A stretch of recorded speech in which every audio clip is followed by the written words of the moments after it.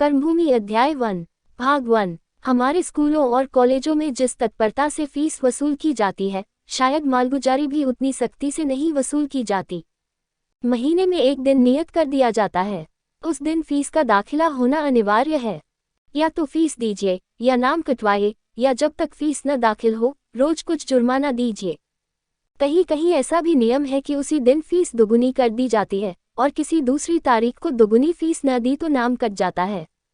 काशी के queen's college में यही नियम था।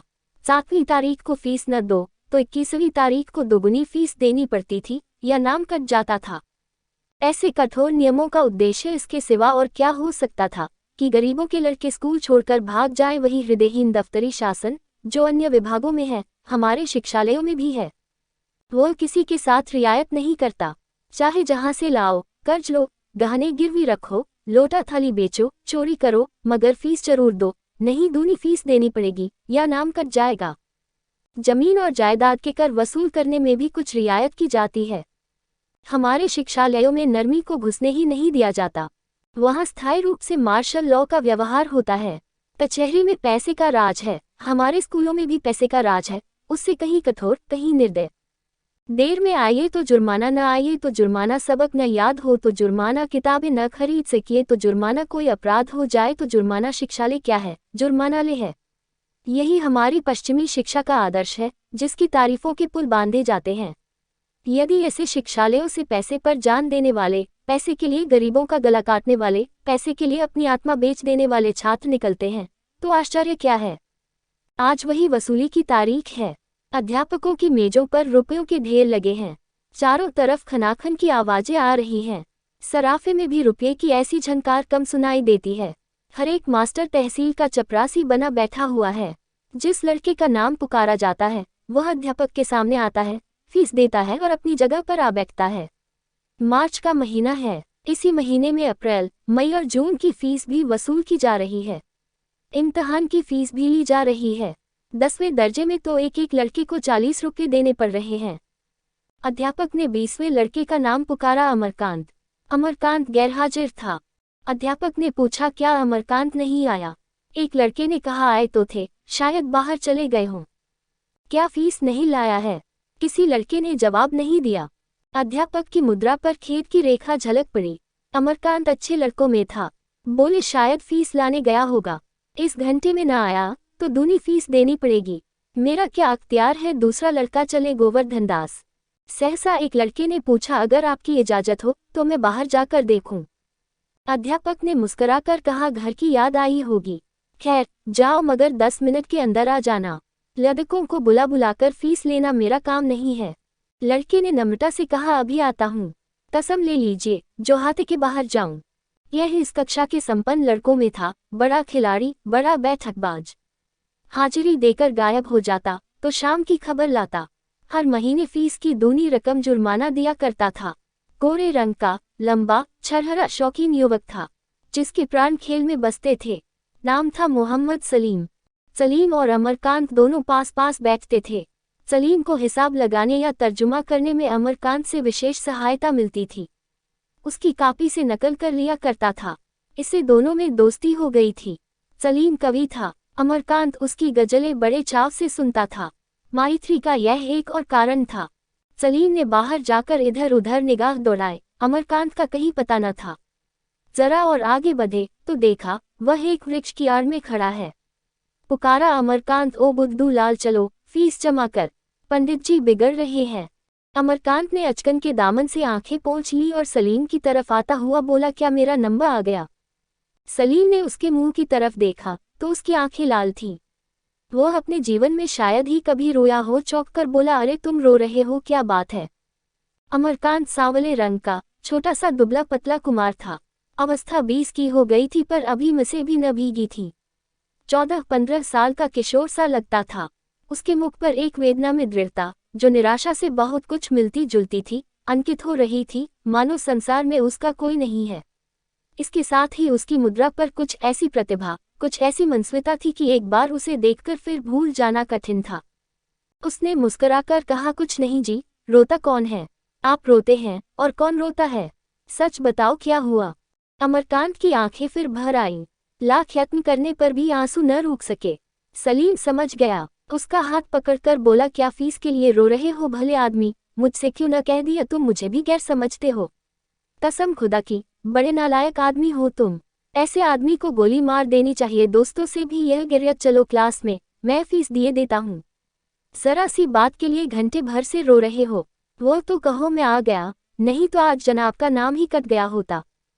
अमरकांत को तसल्ली तो हुई, पर अनुग्रह के बोझ से उसकी गर्दन दब गई। बोला, पंडित जी आज मान न जाएंगे। सलीम ने खड़े होकर कहा, पंडित जी के बस की बात थोड़े ही है, यही सरकारी कायदा है। मगर हो तुम बड़े शैतान। वह तो खैरियत हो गई, मैं रुपये लेता आया था, नहीं खूब इम्तिहान देते।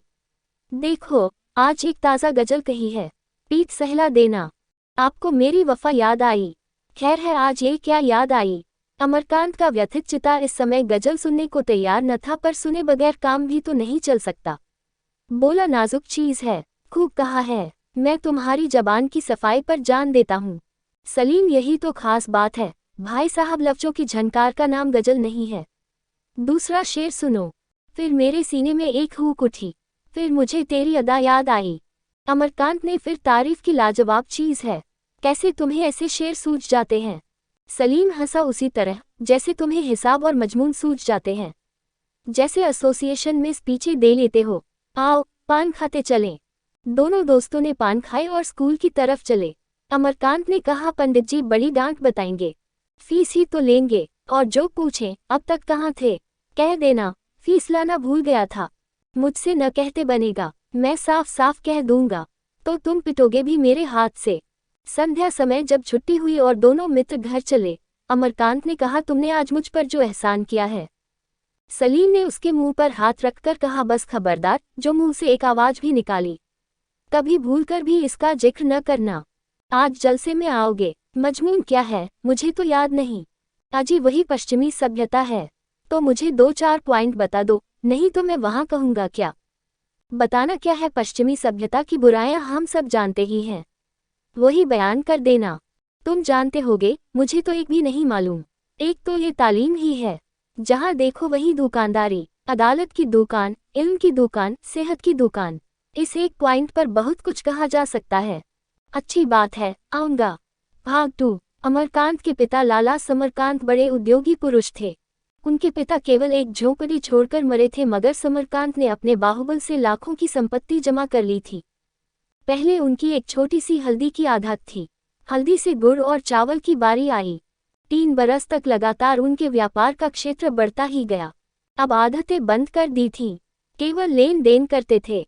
जिसे कोई महाजन रुपये न दे, उसे वह बेखटके दे देते और वसूल भी कर लेते। उन्हें आश्चर्य होता था कि किसी के रुपये मारे कैसे जाते हैं, ऐसा मेहनती आदमी भी कम होगा। घड़ी रात रहे गंगा स्नान करने चले जाते और सूर्योदय के पहले विश्वनाथ जी के दर्शन करके दुकान पर पहुंच जाते।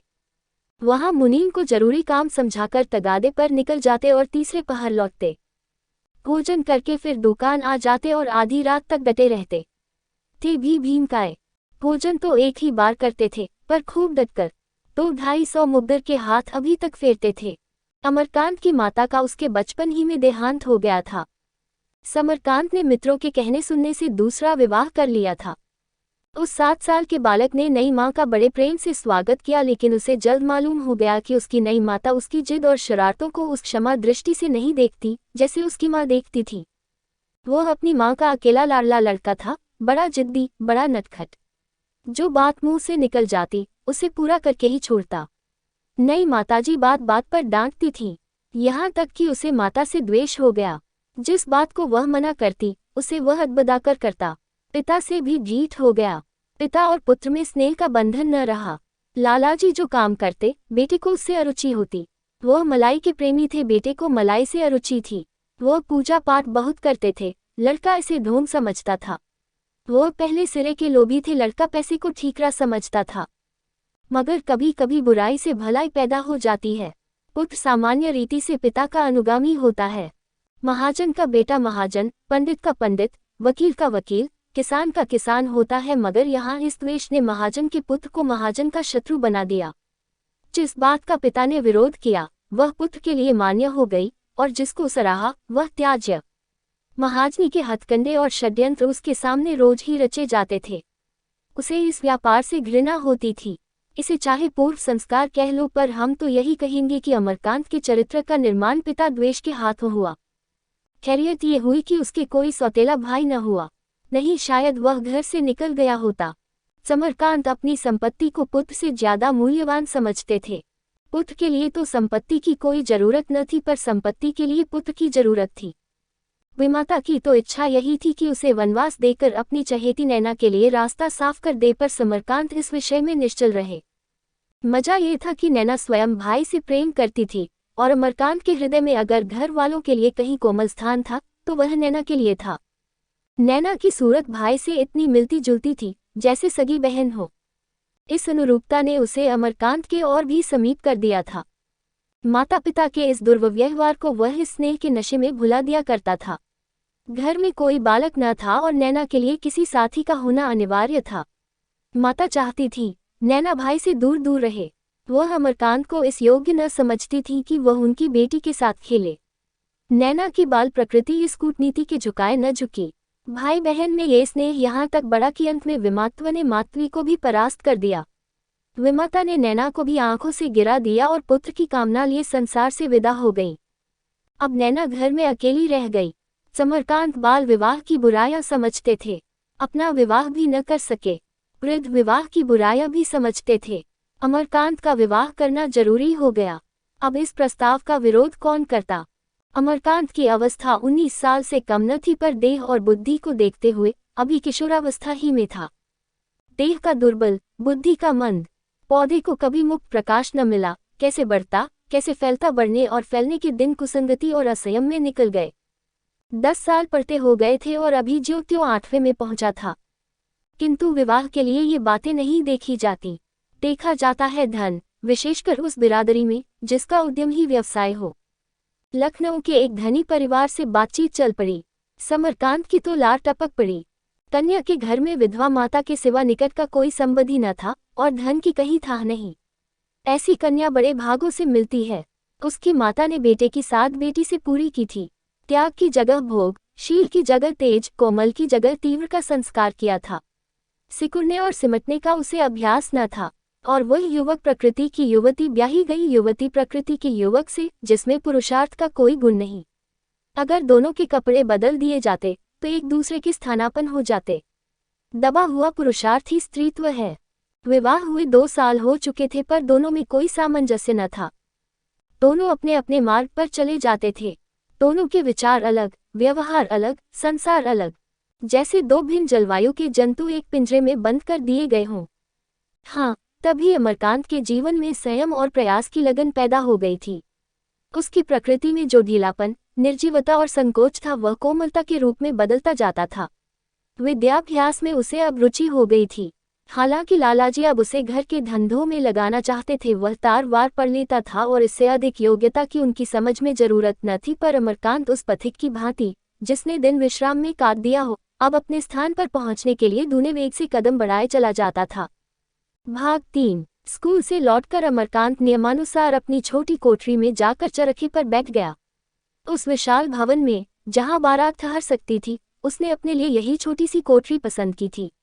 इधर कई महीने से उसने 2 घंटे रोज सूत काटने की प्रतिज्ञा कर ली थी और पिता के विरोध करने पर भी उसे निभाए जाता था। मकान था तो बहुत बड़ा, मगर निवासियों की रक्षा के लिए उतना उपयुक्त न था जितना धन की रक्षा के लिए। नीचे के तल्ले में कई बड़े बड़े कमरे थे जो गोदाम के लिए बहुत अनुकूल थे। हवा और प्रकाश का कहीं रास्ता नहीं। जिस रास्ते से हवा और प्रकाश आ सकता है, उसी रास्ते से चोर भी तो आ सकता है। चोर की शंका उसकी एक एक ईंट से टपकती थी। ऊपर के दोनों तल्ले हवादार और खुले हुए थे। भोजन नीचे बनता था, सोना बैठना ऊपर होता था। सामने सड़क पर 2 कमरे थे। एक में लालाजी बैठते थे, दूसरे में मुनीम। कमरों के आगे एक सायाबान था जिसमें गाय बंधती थी। लालाजी पक्के गोभक्त थे। अमरकांत सूत काटने में मग्न था कि उसकी छोटी बहन नैना आकर बोली, क्या हुआ भैया, फीस जमा हुई या नहीं? मेरे पास 20 रुपये हैं, ये ले लो, मैं कल और किसी से मांग लाऊंगी। अमर ने चरखा चलाते हुए कहा, आज ही तो फीस जमा करने की तारीख थी, नाम कट गया, अब रुपये लेकर क्या करूंगा। नैना रूप रंग में अपने भाई से इतनी मिलती थी कि अमरकांत उसकी साड़ी पहन लेता, तो ये बतलाना मुश्किल हो जाता कि कौन यह है कौन वह। हाँ, इतना अंतर अवश्य था कि भाई की दुर्बलता यहाँ सुकुमारता बनकर आकर्षक हो गई थी। अमर ने दिल लगी की थी, पर नैना के चेहरे रंग उड़ गया। बोली, तुमने कहा नहीं, नाम न काटो, मैं 2-1 दिन में दे दूंगा। अमर ने उसकी घबराहट का आनंद उठाते हुए कहा, कहने को तो मैंने सब कुछ कहा, लेकिन सुनता कौन था। नैना ने रोष के भाव से कहा, मैं तो तुम्हें अपने कड़े दे रही थी, क्यों नहीं लिए। अमर ने हंसकर पूछा, और जो दादा पूछते तो क्या होता, दादा से बतलाती ही क्यों। अमर ने मुंह लंबा करके कहा, मैं चोरी से कोई काम नहीं करना चाहता। नैना, अब खुश हो जाओ, मैंने फीस जमा कर दी। नैना को विश्वास न आया, बोली, फीस नहीं, वह जमा कर दी। तुम्हारे पास रुपये कहाँ थे। नहीं नैना, सच कहता हूँ, जमा कर दी। रुपये कहाँ थे। एक दोस्त से ले लिए। तुमने मांगे कैसे। उसने आप ही आप दे दिए, मुझे मांगने न पड़े। कोई बड़ा सज्जन होगा। हाँ, है तो सज्जन। नैना, जब फीस जमा होने लगी तो मैं मारे शर्म के बाहर चला गया। न जाने क्यों उस वक्त मुझे रोना आ गया। सोचता था, मैं ऐसा गया बीता हूँ कि मेरे पास 40 रुपये नहीं। वह मित्र जरा देर में मुझे बुलाने आया। मेरी आंखें लाल थीं। समझ गया, तुरंत जाकर फीस जमा कर दी। तुमने कहाँ पाए ये 20 रुपये। यह न बताऊंगी। नैना ने भाग जाना चाहा। 12 बरस की यह लज्जाशील बालिका एक साथ ही सरल भी थी और चतुर भी। उसे ठफना सहज न था। उससे अपनी चिंताओं को छिपाना कठिन था। अमर ने लपककर उसका हाथ पकड़ लिया और बोला, जब तक बताओगी नहीं, मैं जाने न दूंगा। किसी से कहूंगा नहीं, सच कहता हूँ। नैना झेपती हुई बोली, दादा से लिए। अमरकांत ने बेदिली के साथ कहा, तुमने उनसे नाहक मांगे। नैना, जब उन्होंने मुझे इतनी निर्दयता से दुत्कार दिया तो मैं नहीं चाहता कि उनसे एक पैसा भी मांगूं। मैंने तो समझा था तुम्हारे पास कहीं पड़े होंगे। अगर मैं जानता कि तुम भी दादा से ही मांगोगी तो साफ कह देता, मुझे रुपये की जरूरत नहीं। दादा क्या बोले। नैना सजल नेत्र होकर बोली, बोले तो नहीं, यही कहते रहे कि करना धरना तो कुछ नहीं, रोज रुपये चाहिए, कभी फीस, कभी किताब, कभी चंदा। फिर मुनिम जी से कहा, 20 रुपये दे दो। 20 रुपये फिर देना। अमर ने उत्तेजित होकर कहा, तुम रुपये लौटा देना, मुझे नहीं चाहिए। नैना सिसक सिसक कर रोने लगी। अमरकांत ने रुपये जमीन पर फेंक दिए थे और वह सारी कोठरी में बिखरे पड़े थे। दोनों में से एक भी चुनने का नाम न लेता था। सहसा लाला समरकांत आकर द्वार पर खड़े हो गए। नैना की सिसकियां बंद हो गईं और अमरकांत मानो तलवार की चोट खाने के लिए अपने मन को तैयार करने लगा। लाला, जो दोहरे बदन के दीर्घकाय मनुष्य थे, सिर से पांव तक सेठ वही खलवौट मस्तक, वही फूले हुए कपोल, वही निकली हुई तोंद। मुख पर संयम का तेज था, जिसमें स्वार्थ की गहरी झलक मिली हुई थी। कठोर स्वर में बोले, चरखा चला रहा है, इतनी देर में कितना सूद काता होगा। 2-4 रुपये का। अमरकांत ने गर्व से कहा, चरखा रुपये के लिए नहीं चलाया जाता, और किस लिए चलाया जाता है। यह आत्मशुद्धि का एक साधन है। समरकांत के घाव पर जैसे नमक पड़ गया। बोली, यह आज नई बात मालूम हुई। तब तो तुम्हारे ऋषि होने में कोई संदेह नहीं रहा, मगर साधन के साथ कुछ घर गृहस्थी का काम भी देखना होता है। दिन भर स्कूल में रहो, वहां से लौटो तो चरखे पर बैठो, रात को तुम्हारी स्त्री पाठशाला खुले, संध्या समय जल से हूँ तो घर का धंधा कौन करे। मैं बैल नहीं हूँ, तुम ही लोगों के लिए इस जंजाल में फंसा हुआ हूँ। अपने ऊपर लाद न ले जाऊंगा। तुम्हें कुछ तो मेरी मदद करनी चाहिए। बड़े नीतिवान बनते हो, क्या यह नीति है कि बूढ़ा बाप मरा करे और जवान बेटा उसकी बात भी न पूछे। अमरकांत ने उद्दंडता से कहा, मैं तो आपसे बार बार कह चुका, आप मेरे लिए कुछ न करें। मुझे धन की जरूरत नहीं, आपकी भी वृद्धावस्था है, शांतचित होकर भगवत भजन कीजिए। समरकांत तीखे शब्दों में बोले, धन न रहेगा लाला तो भीख मांगोगे, यो चैन से बैठकर चरखा न चलाओगे, ये तो न होगा। मेरी कुछ मदद करो। पुरुषार्थहीन मनुष्यों की तरह कहने लगे, मुझे धन की जरूरत नहीं। कौन है जिसे धन की जरूरत नहीं। साधु सन्यासी तक तो पैसों पर प्राण देते हैं। धन बड़े पुरुषार्थ से मिलता है, जिसमें पुरुषार्थ नहीं वह क्या धन कमाएगा। बड़े बड़े तो धन की उपेक्षा कर ही नहीं सकते। तुम किस खेत की मूली हो। अमर ने उसी वितंडा भाव से कहा, संसार धन के लिए प्राण दे, मुझे धन की इच्छा नहीं। एक मजूर भी धर्म और आत्मा की रक्षा करते हुए जीवन का निर्वाह कर सकता है। कम से कम मैं अपने जीवन में इसकी परीक्षा करना चाहता हूँ। लालाजी को वाद विवाद का अवकाश न था। हारकर बोले, अच्छा बाबा, कर लो खूब जी भरकर परीक्षा, लेकिन रोज रोज रुपये के लिए मेरा सिर न खाया करो। मैं अपनी गाड़ी कमाई तुम्हारे व्यसन के लिए नहीं लुटाना चाहता। लालाजी चले गए। नैना कहीं एकांत में जाकर खूब रोना चाहती थी पर हिल न सकती थी और अमरकांत ऐसा विरक्त हो रहा था मानो जीवन उसे भार हो रहा है। उसी वक्त महरी ने ऊपर से आकर कहा, भैया तुम्हें बहूजी बुला रही हैं। अमरकांत ने बिगड़कर कहा, जा कह दे, फुर्सत नहीं है, चली वहां से बहूजी बुला रही हैं। लेकिन जब महरी लौटने लगी तो उसने अपने तीखेपन पर लज्जित होकर कहा, मैंने तुम्हें कुछ नहीं कहा है, सिल्लो कह दो, अभी आता हूँ। तुम्हारी रानी जी क्या कर रही हैं? सिल्लो का पूरा नाम था कौशल्या। शीतला में पति, पुत्र और एक आंख जाती रही थी, तब से विक्षिप्त सी हो गई थी। रोने की बात पर हंसती, हंसने की बात पर रोती। घर के और सभी प्राणी, यहाँ तक कि नौकर चाकर तक उसे डांटते रहते थे। केवल अमरकांत उसे मनुष्य समझता था। कुछ स्वस्थ होकर बोली, बैठी कुछ लिख रही हैं। लालाजी चीखते थे, इसी से तुम्हें बुला भेजा। अमर जैसे गिर पड़ने के बाद गर्द झाड़ता हुआ प्रसन्न मुख ऊपर चला। सुखदा अपने कमरे के द्वार पर खड़ी थी। बोली, तुम्हारे तो दर्शन ही दुर्लभ हो जाते हैं। स्कूल से आकर चरखा ले बैठते हो, क्यों नहीं मुझे घर भेज देते? जब मेरी जरूरत समझना, बुला भेजना। अब की आए मुझे 6 महीने हुए, मियाद पूरी हो गई, अब तो रिहाई हो जानी चाहिए। ये कहते हुए उसने एक तश्तरी में कुछ नमकीन और कुछ मिठाई लाकर मेज पर रख दी और अमर का हाथ पकड़ कमरे में ले जाकर कुर्सी पर बैठा दिया। ये कमरा और सब कमरों से बड़ा, हवादार और सुसज्जित था।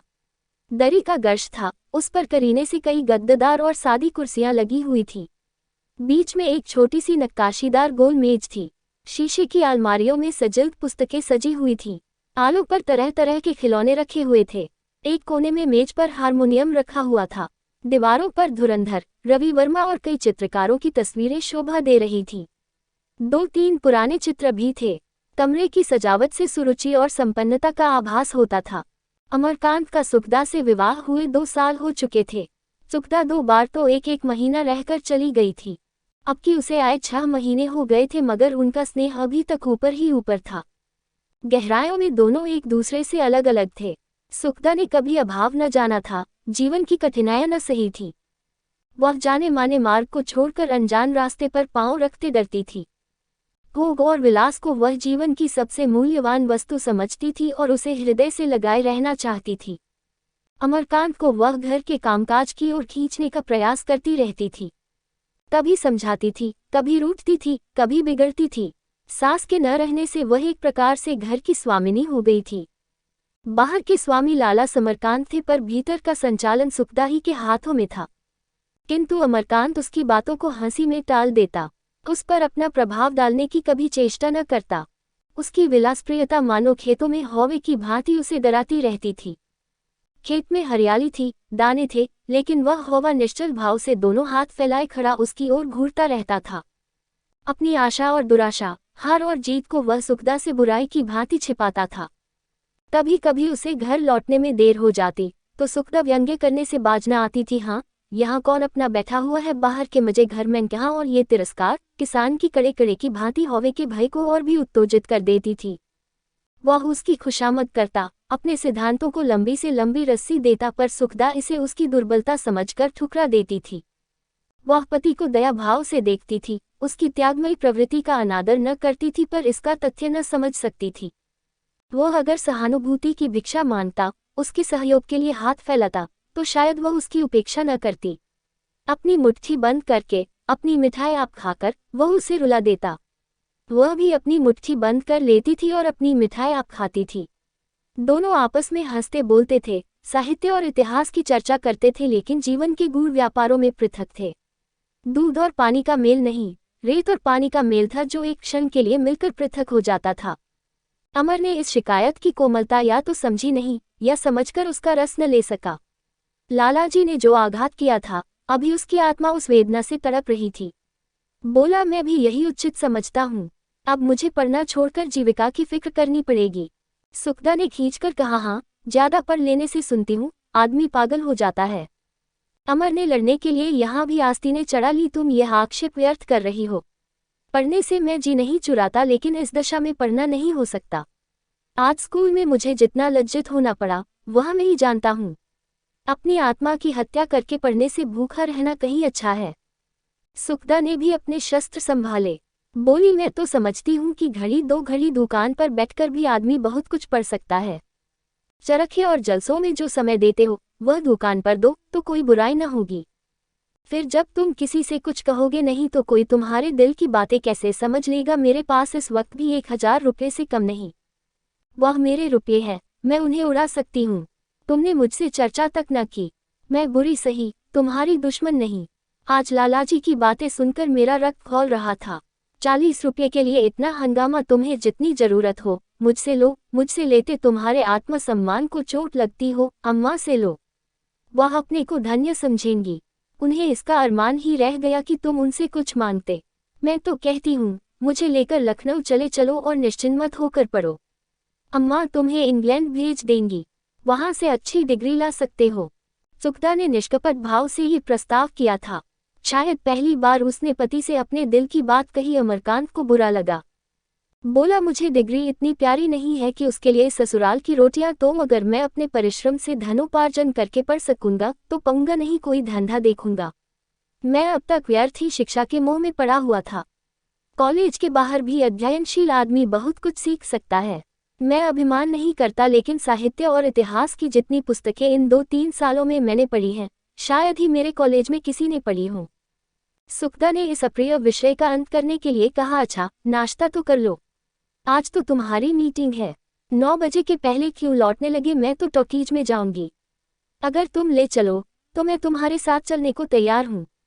अमर ने रूखेपन से कहा, मुझे टॉकीज जाने की फुर्सत नहीं है।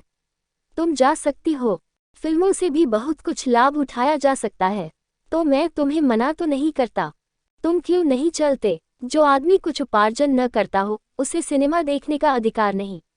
मैं उसी संपत्ति को अपना समझता हूँ जिसे मैंने परिश्रम से कमाया है। कई मिनट तक दोनों गुम बैठे रहे। जब अमर जलपान करके उठा तो सुखदा ने सप्रेम आग्रह से कहा, कल से संध्या समय दुकान पर बैठा करो। कठिनाइयों पर विजय पाना पुरुषार्थी मनुष्यों का काम है अवश्य, मगर कठिनाइयों की सृष्टि करना, अनायास पांव में कांटे चुभाना कोई बुद्धिमानी नहीं है। अमरकांत इस आदेश का आशय समझ गया पर कुछ बोला नहीं। विलासिनी संकटों से कितना डरती है, ये चाहती है मैं भी गरीबों का खून चूसूं, उनका गला काटूं, यह मुझसे न होगा। सुखदा उसके दृष्टिकोण का समर्थन करके कदाचित उसे जीत सकती थी। उधर से हटाने की चेष्टा करके वह उसके संकल्प को और भी दृढ़ कर रही थी। अमरकांत उससे सहानुभूति करके अपने अनुकूल बना सकता था पर शुष्क त्याग का रूप दिखाकर उसे भयभीत कर रहा था। भाग 4। अमरकांत मैट्रिकुलेशन की परीक्षा में प्रांत में सर्वप्रथम आया पर अवस्था अधिक होने के कारण छात्रवृत्ति न पा सका। इससे उसे निराशा की जगह एक तरह का संतोष हुआ क्योंकि वह अपने मनोविकारों को कोई टिकौना न देना चाहता था। उसने कई बड़ी बड़ी कोठियों में पत्र व्यवहार करने का काम उठा लिया। धनी पिता का पुत्र था, ये काम उसे आसानी से मिल गया। लाला समरकांत की व्यवसाय नीति से प्रायः उनकी बिरादरी वाले जलते थे और पिता पुत्र के इस वैमनस्य का तमाशा देखना चाहते थे। लालाजी पहले तो बहुत बिगड़े। उनका पुत्र उन्हीं के सहवर्गियों की सेवा करे, यह उन्हें अपमानजनक जान पड़ा पर अमर ने उन्हें सुझाया कि वह ये काम केवल व्यावसायिक ज्ञानोपार्जन के भाव से कर रहा है। लालाजी ने भी समझा कुछ न कुछ सीख ही जाएगा। विरोध करना छोड़ दिया। सुखदा इतनी आसानी से मानने वाली न थी। एक दिन दोनों में इसी बात पर झड़प हो गई। सुखदा ने कहा, तुम 10-10, 5-5 रुपये के लिए दूसरों की खुशामद करते फिरते हो, तुम्हें शर्म भी नहीं आती। अमर ने शांतिपूर्वक कहा, काम करके कुछ उपार्जन करना शर्म की बात नहीं, दूसरों का मुंह ताकना शर्म की बात है। तो ये धनियों के जितने लड़के हैं सभी बेशर्म हैं। है ही, इसमें आश्चर्य की कोई बात नहीं। अब तो लालाजी मुझे खुशी से भी रुपये दे तो न लूं। जब तक अपनी सामर्थ्य का ज्ञान न था तब तक उन्हें कष्ट देता था। जब मालूम हो गया कि मैं अपने खर्च भर को कमा सकता हूं तो किसी के सामने हाथ क्यों फैलाऊं। सुखदा ने निर्दयता के साथ कहा, तो जब तुम अपने पिता से कुछ लेना अपमान की बात समझते हो तो मैं क्यों उनकी आश्रित बनकर रहूं। इसका आशय तो यही हो सकता है कि मैं भी किसी पाठशाला में नौकरी करूं या सीने पिरोने का धंधा उठाऊं। अमरकांत ने संकट में पड़कर कहा, तुम्हारे लिए इसकी जरूरत नहीं। क्यों, मैं खाती पहनती हूँ, गहने बनवाती हूँ, पुस्तकें लेती हूँ, पत्रिकाएं मंगवाती हूँ, दूसरों ही की कमाई पर। तो इसका तो यह आशय भी हो सकता है कि मुझे तुम्हारी कमाई पर भी कोई अधिकार नहीं। मुझे खुद परिश्रम करके कमाना चाहिए। अमरकांत को संकट से निकलने की एक युक्ति सूझ गई। अगर दादा या तुम्हारी अम्माजी तुमसे चिढ़े और मैं भी ताने दूं, तब निसंदेह तुम्हें खुद धन कमाने की जरूरत पड़ेगी। कोई मुंह से न कहे पर मन में तो समझ सकता है। अब तक तो मैं समझती थी तुम पर मेरा अधिकार है।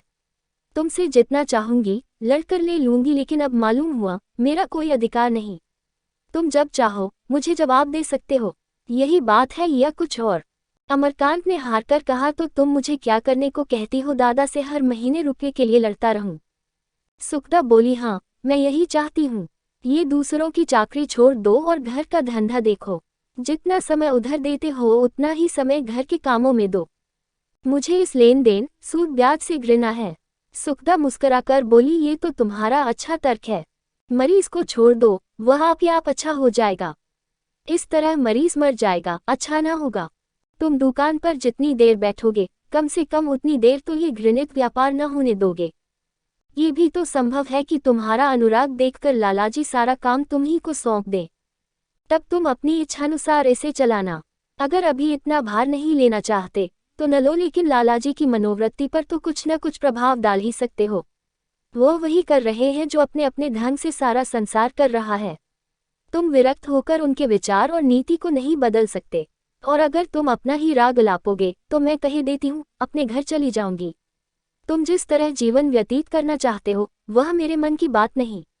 तुम बचपन से ठुकराए गए हो और कष्ट सहने में अभ्यस्त हो। मेरे लिए यह नया अनुभव है। अमरकांत परास्त हो गया। इसके कई दिन बाद उसे कई जवाब सूझे, पर इस वक्त वह कुछ जवाब न दे सका। नहीं, उसे सुखदा की बातें न्याय संगत मालूम हुई। अभी तक उसकी स्वतंत्र कल्पना का आधार पिता की कृपणता थी। उसका अंकुर विमाता की निर्ममता ने जमाया था।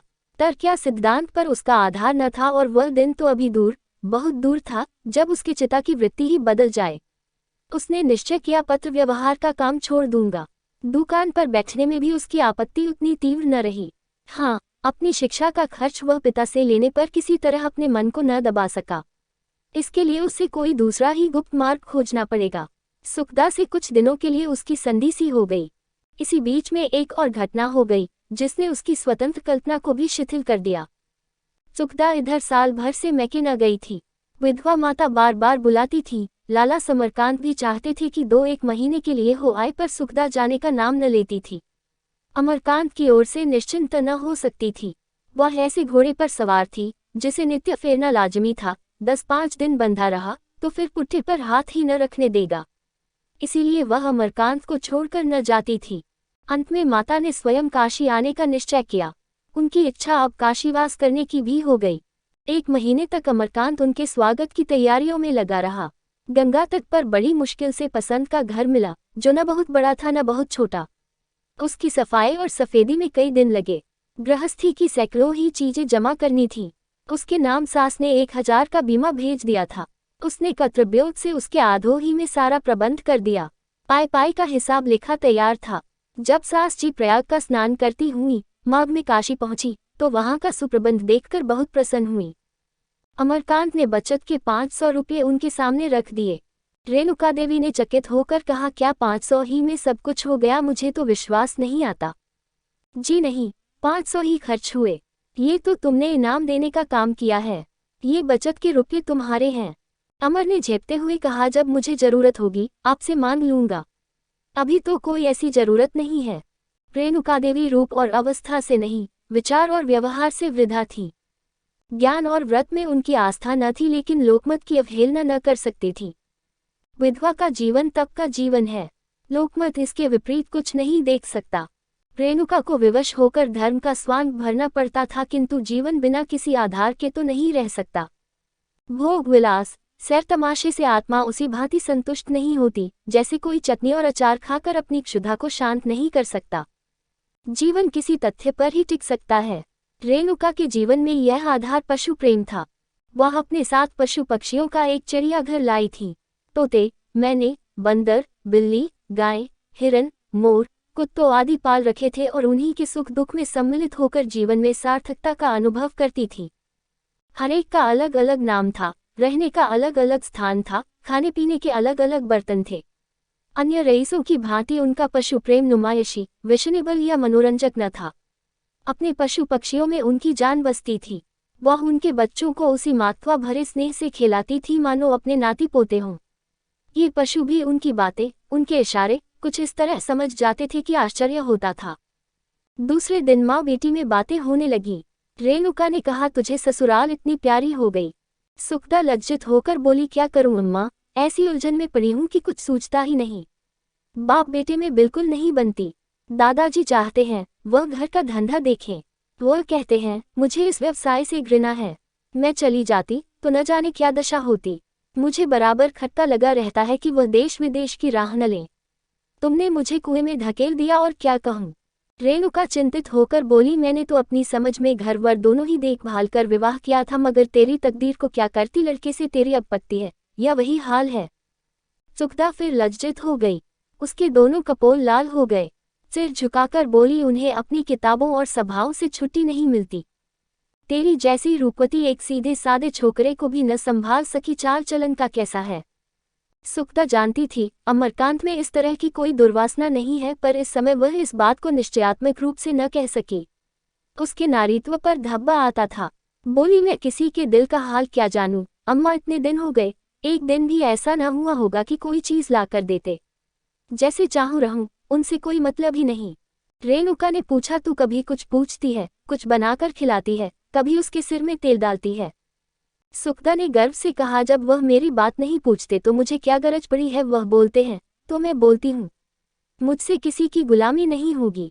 रेणुका ने ताड़ना दी, बेटी बुरा न मानना, मुझे बहुत कुछ तेरा ही दोष दिखता है। तुझे अपने रूप का गर्व है। तू समझती है वह तेरे रूप पर मुग्ध होकर तेरे पैरों पर सिर रगड़ेगा।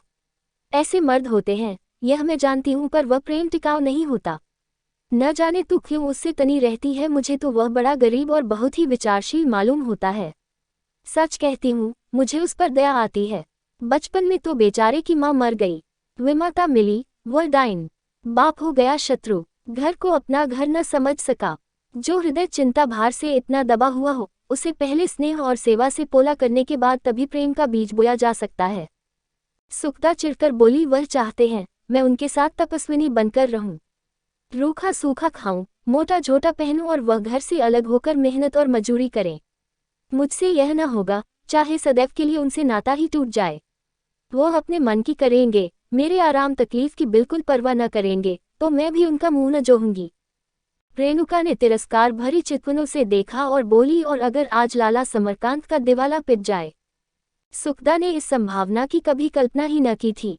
विमूढ़ होकर बोली, दिवाला क्यों पिटने लगा, ऐसा संभव तो है। सुखदा ने माँ की संपत्ति का आश्रय न लिया। वह न कह सकी, तुम्हारे पास जो कुछ है वह भी तो मेरा ही है। आत्मसम्मान ने उसे ऐसा न कहने दिया। माँ के इस निर्दय प्रश्न पर झुंझलाकर बोली, जब मौत आती है तो आदमी मर जाता है, जानबूझकर आग में नहीं कूदा जाता।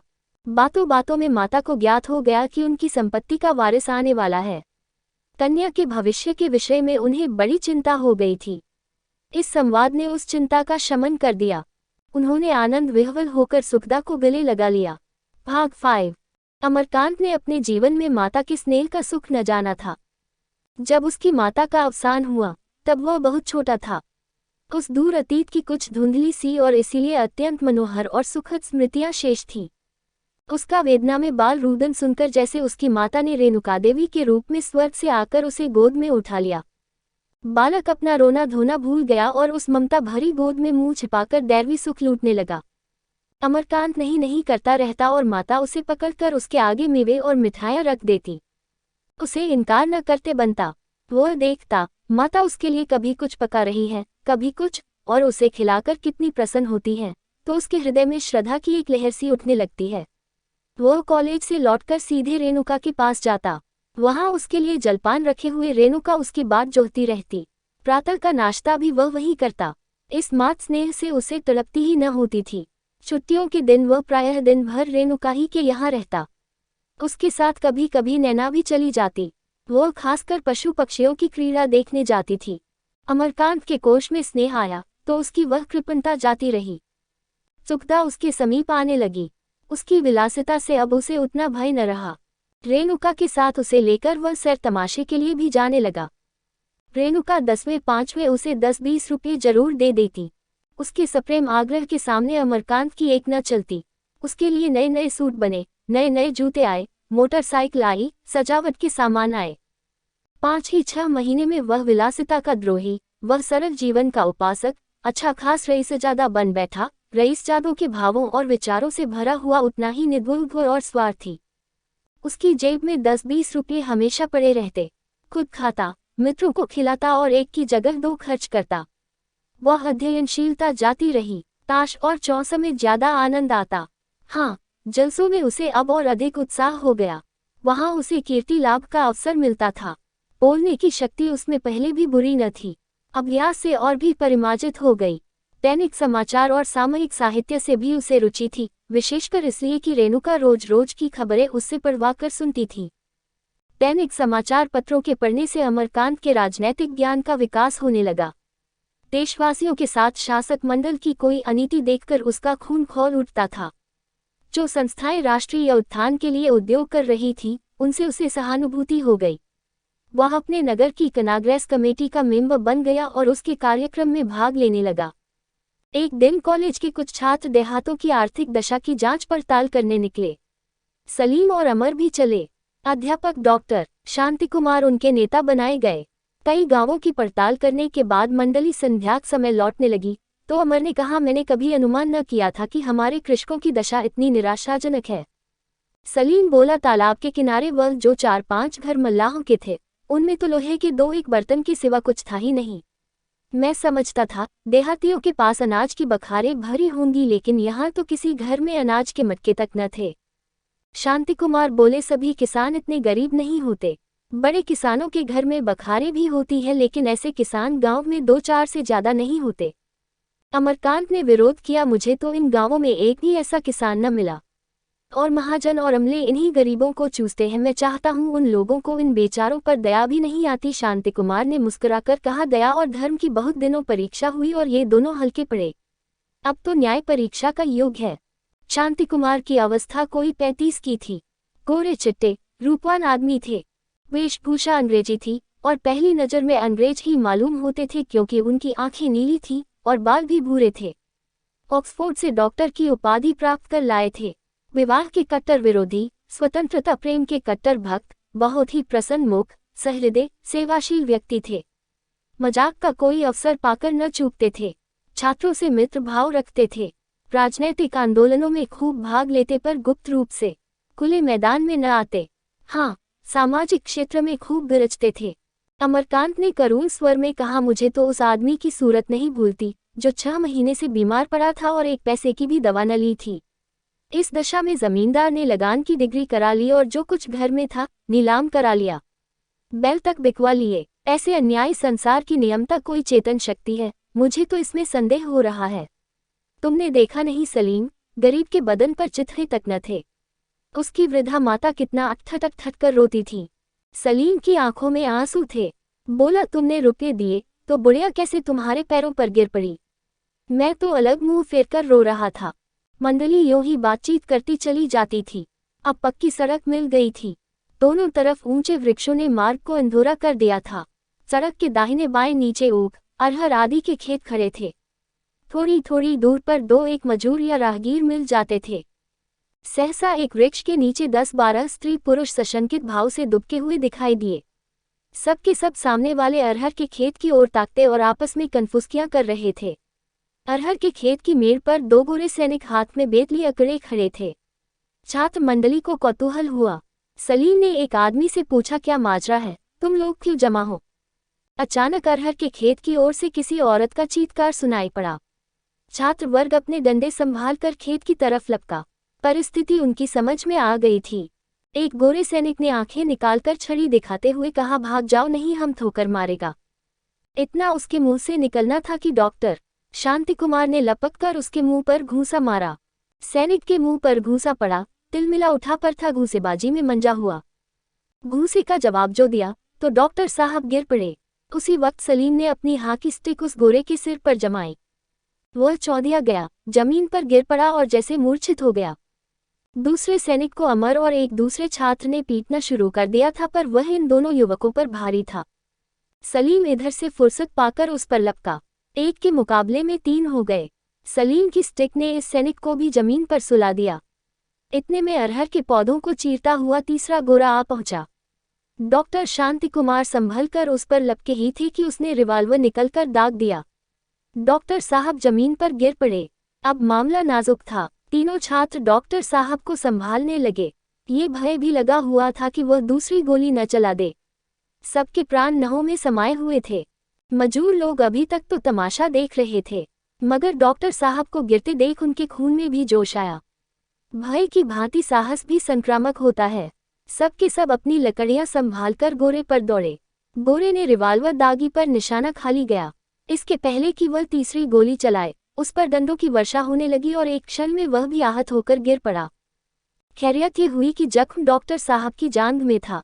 सभी छात्र तत्काल धर्म जानते थे। घाव का खून बंद किया और पट्टी बांध दी। उसी वक्त एक युवती खेत से निकली और मुंह छिपाए, लंगड़ाती, कपड़े संभालती एक तरफ चल पड़ी। अबला लज्जावश, किसी से कुछ कहे बिना, सबकी नजरों से दूर निकल जाना चाहती थी। उसकी जिस अमूल्य वस्तु का अपहरण किया गया था, उसे कौन दिला सकता था? दुष्टों को मार डालो, इससे तुम्हारी न्याय बुद्धि को संतोष होगा। उसकी तो जो चीज गई वह गई। वह अपना दुख क्यों रोए, क्यों फरियाद करे? सारे संसार की सहानुभूति उसके किस काम की है? सलीम एक क्षण तक युवती की ओर ताकता रहा, फिर स्टिक संभालकर उन तीनों को पीटने लगा। ऐसा जान पड़ता था कि उन्मत्ता हो गया है। डॉक्टर साहब ने पुकारा, क्या करते हो सलीम? इससे क्या फायदा? ये इंसानियत के खिलाफ है कि गिरे हुओं पर हाथ उठाया जाए। सलीम ने दम लेकर कहा, मैं एक शैतान को भी जिंदा न छोड़ूंगा। मुझे फांसी हो जाए, कोई गम नहीं। ऐसा सबक देना चाहिए कि फिर किसी बदमाश को इसकी जुर्रत न हो। फिर मजूरों की तरफ देखकर बोला, तुम इतने आदमी खड़े ताकते रहे और तुमसे कुछ न हो सका। तुम में इतनी गैरत भी नहीं, अपनी बहू बेटियों की आबरू की हिफाजत भी नहीं कर सकते। समझते होंगे कौन हमारी बहू बेटी है? इस देश में जितनी बेटियां हैं, जितनी बहुएं हैं, सब तुम्हारी बहुएं हैं। जितनी माने हैं, सब तुम्हारी माने हैं। तुम्हारी आंखों के सामने यह अनर्थ हुआ और तुम कायरों की तरह खड़े ताकते रहे। क्यों सब के सब जाकर मर नहीं गए? सहसा उसे ख्याल आ गया कि मैं आवेश में आकर इन गरीबों को फटकार बताने की अनाधिकार चेष्टा कर रहा हूँ। वह चुप हो गया और कुछ लज्जित भी हुआ। समीप के एक गांव से बैलगाड़ी मंगाई गई। शांति कुमार को लोगों ने उठाकर उस पर लेटा दिया और गाड़ी चलने को हुई कि डॉक्टर साहब ने चौंककर पूछा, और उन तीनों आदमियों को क्या यहीं छोड़ जाओगे? सलीम ने मस्तक सिकोड़कर कहा, हम उनको लाद कर ले जाने के जिम्मेदार नहीं हैं। मेरा तो जी चाहता है उन्हें खोदकर दफन कर दूं। आखिर डॉक्टर के बहुत समझाने के बाद सलीम राजी हुआ। तीनों गोरे भी गाड़ी पर लादे गए और गाड़ी चली। सबके सब मजूर अपराधियों की भांति सिर झुकाए कुछ दूर तक गाड़ी के पीछे पीछे चले। डॉक्टर ने उनको बहुत धन्यवाद देकर विदा किया। 9 बजते बजते समीप का रेलवे स्टेशन मिला। इन लोगों ने गोरों को तो वही पुलिस के चार्ज में छोड़ दिया और आप डॉक्टर साहब के साथ गाड़ी पर बैठकर घर चले। सलीम और अमर तो जरा देर में हंसने बोलने लगे। इस संग्राम की चर्चा करते उनकी जबान न थकती थी। स्टेशन मास्टर से कहा, गाड़ी में मुसाफिरों से कहा, रास्ते में जो मिला उससे कहा।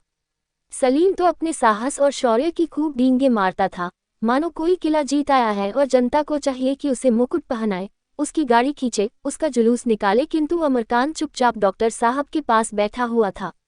आज के अनुभव ने उसके हृदय पर ऐसी चोट लगाई थी जो कभी न भरेगी। वह मन ही मन इस घटना की व्याख्या कर रहा था। इन टके के सैनिकों की इतनी हिम्मत क्यों हुई? यह गोरे सिपाही इंग्लैंड के निम्नतम श्रेणी के मनुष्य होते हैं। इनका इतना साहस कैसे हुआ? इसीलिए कि भारत पराधीन है। ये लोग जानते हैं कि यहाँ के लोगों पर उनका आतंक छाया हुआ है। वह जो अनर्थ चाहे करें, कोई छू नहीं कर सकता। यह आतंक दूर करना होगा। इस पराधीनता की जंजीर को तोड़ना होगा। इस जंजीर को तोड़ने के लिए वह तरह तरह के मंसूबे बंधने लगा, जिनमें यौवन का उन्माद था, लड़कपन की उग्रता थी और थी कच्ची बुद्धि की बहक। भाग 6। डॉक्टर शांति कुमार 1 महीने तक अस्पताल में रहकर अच्छे हो गए। तीनों सैनिकों पर क्या बीती नहीं कहा जा सकता, पर अच्छे होते ही पहला काम जो डॉक्टर साहब ने किया वह तांगे पर बैठकर छावनी में जाना और उन सैनिकों की कुशल पूछना था। मालूम हुआ कि वह तीनों भी कई कई दिन अस्पताल में रहे, फिर तब्दील कर दिए गए। रेजिमेंट के कप्तान ने डॉक्टर साहब से अपने आदमियों के अपराध की क्षमा मांगी और विश्वास दिलाया कि भविष्य में सैनिकों पर ज्यादा कड़ी निगाह रखी जाएगी। डॉक्टर साहब की इस बीमारी में अमरकांत ने तन मन से उनकी सेवा की। केवल भोजन करने और रेणुका से मिलने के लिए घर जाता, बाकी सारा दिन और सारी रात उन्हीं की सेवा में व्यतीत करता। रेणुका भी 2-3 बार डॉक्टर साहब को देखने गई। इधर से फुर्सत पाते ही अमरकांत कांग्रेस के कामों में ज्यादा उत्साह से शरीक होने लगा। चंदा देने में तो बस संस्था में कोई उसकी बराबरी न कर सकता था। एक बार एक आम जलसे में वह ऐसी उद्दंडता से बोला कि पुलिस के सुपरिंटेंडेंट ने लाला समरकांत को बुलाकर लड़के को संभालने की चेतावनी दे डाली। लालाजी ने वहां से लौटकर खुद तो अमरकांत से कुछ न कहा, सुखदा और रेणुका दोनों से जड़ दिया। अमरकांत पर अब किसका शासन है वह खुद समझते थे। इधर बेटे से वह स्नेह करने लगे थे। हर महीने पढ़ाई का खर्च देना पड़ता था, तब उसका स्कूल जाना उन्हें जहर लगता था। काम में लगाना चाहते थे और उसके काम न करने पर बिगड़ते थे। अब पढ़ाई का कुछ खर्च न देना पड़ता था, इसलिए कुछ न बोलते थे, बल्कि कभी कभी संदूक की कुंजी न मिलने या उठकर संदूक खोलने के कष्ट से बचने के लिए बेटे से रुपये उधार ले लिया करते। अमरकांत न मानता न वह देते। सुखदा का प्रसवकाल समीप आता जाता था। उसका मुख पीला पड़ गया था। भोजन बहुत कम करती थी और हंसती बोलती भी बहुत कम थी। वो तरह तरह के स्वप्न देखती रहती थी, इससे चिता और भी सशंकित रहता था। रेणुका ने जनन संबंधी कई पुस्तकें उसको मंगा दी थीं। इन्हें पढ़कर वह और भी चिंतित रहती थी। शिशु की कल्पना से चिता में एक गर्भ में उल्लास होता था, पर इसके साथ ही हृदय में कंपन भी होता था, न जाने क्या होगा। उस दिन संध्याज समय अमरकांत उसके पास आया तो वह जली बैठी थी। तीक्ष्ण नेत्रों से देखकर बोली, तुम मुझे थोड़ी सी संख्या क्यों नहीं दे देते, तुम्हारा गला भी छूट जाए, मैं भी जंजाल से मुक्त हो जाऊं। अमर इन दिनों आदर्श पति बना हुआ था। रूप ज्योति से चमकती हुई सुखदा आंखों को उन्मत्ता करती थी, पर मातृत्व के भार से लदी हुई ये पीले मुख वाली रोगिणी उसके हृदय को ज्योति से भर देती थी। वह उसके पास बैठा हुआ उसके रूखे केशों और सूखे हाथों से खेला करता। उसे इस दशा में लाने का अपराधी वह है, इसलिए इस भार को सह्य बनाने के लिए वह सुखदा का मुंह जोहता रहता था। सुखदा उससे कुछ फरमाइश करे, यही इन दिनों उसकी सबसे बड़ी कामना थी। वह एक बार स्वर्ग के तारे तोड़ लाने पर भी उताय हो जाता। बराबर उसे अच्छी अच्छी किताबें सुनाकर उसे प्रसन्न करने का प्रयत्न करता रहता था। शिशु की कल्पना से उसे जितना आनंद होता था, उससे कहीं अधिक सुखदा के विषय में चिंता थी। न जाने क्या होगा। घबराकर भारी स्वर में बोला, ऐसा क्यों कहती हो सुखदा, मुझसे गलती हुई हो तो बता दो।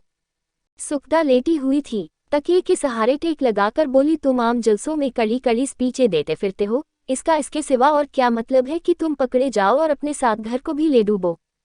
दादा से पुलिस के किसी बड़े अफसर ने कहा है, तुम उनकी कुछ मदद तो करते नहीं, उल्टे और उनके किए कराए को धूल में मिलाने को तुले बैठे हो। मैं तो आप ही अपनी जान से मर रही हूँ, उस पर तुम्हारी यह चाल और भी मारे डालती है। महीने भर डॉक्टर साहब के पीछे हलकान हुए, उधर से छुट्टी मिली तो ये पचड़ा ले बैठे।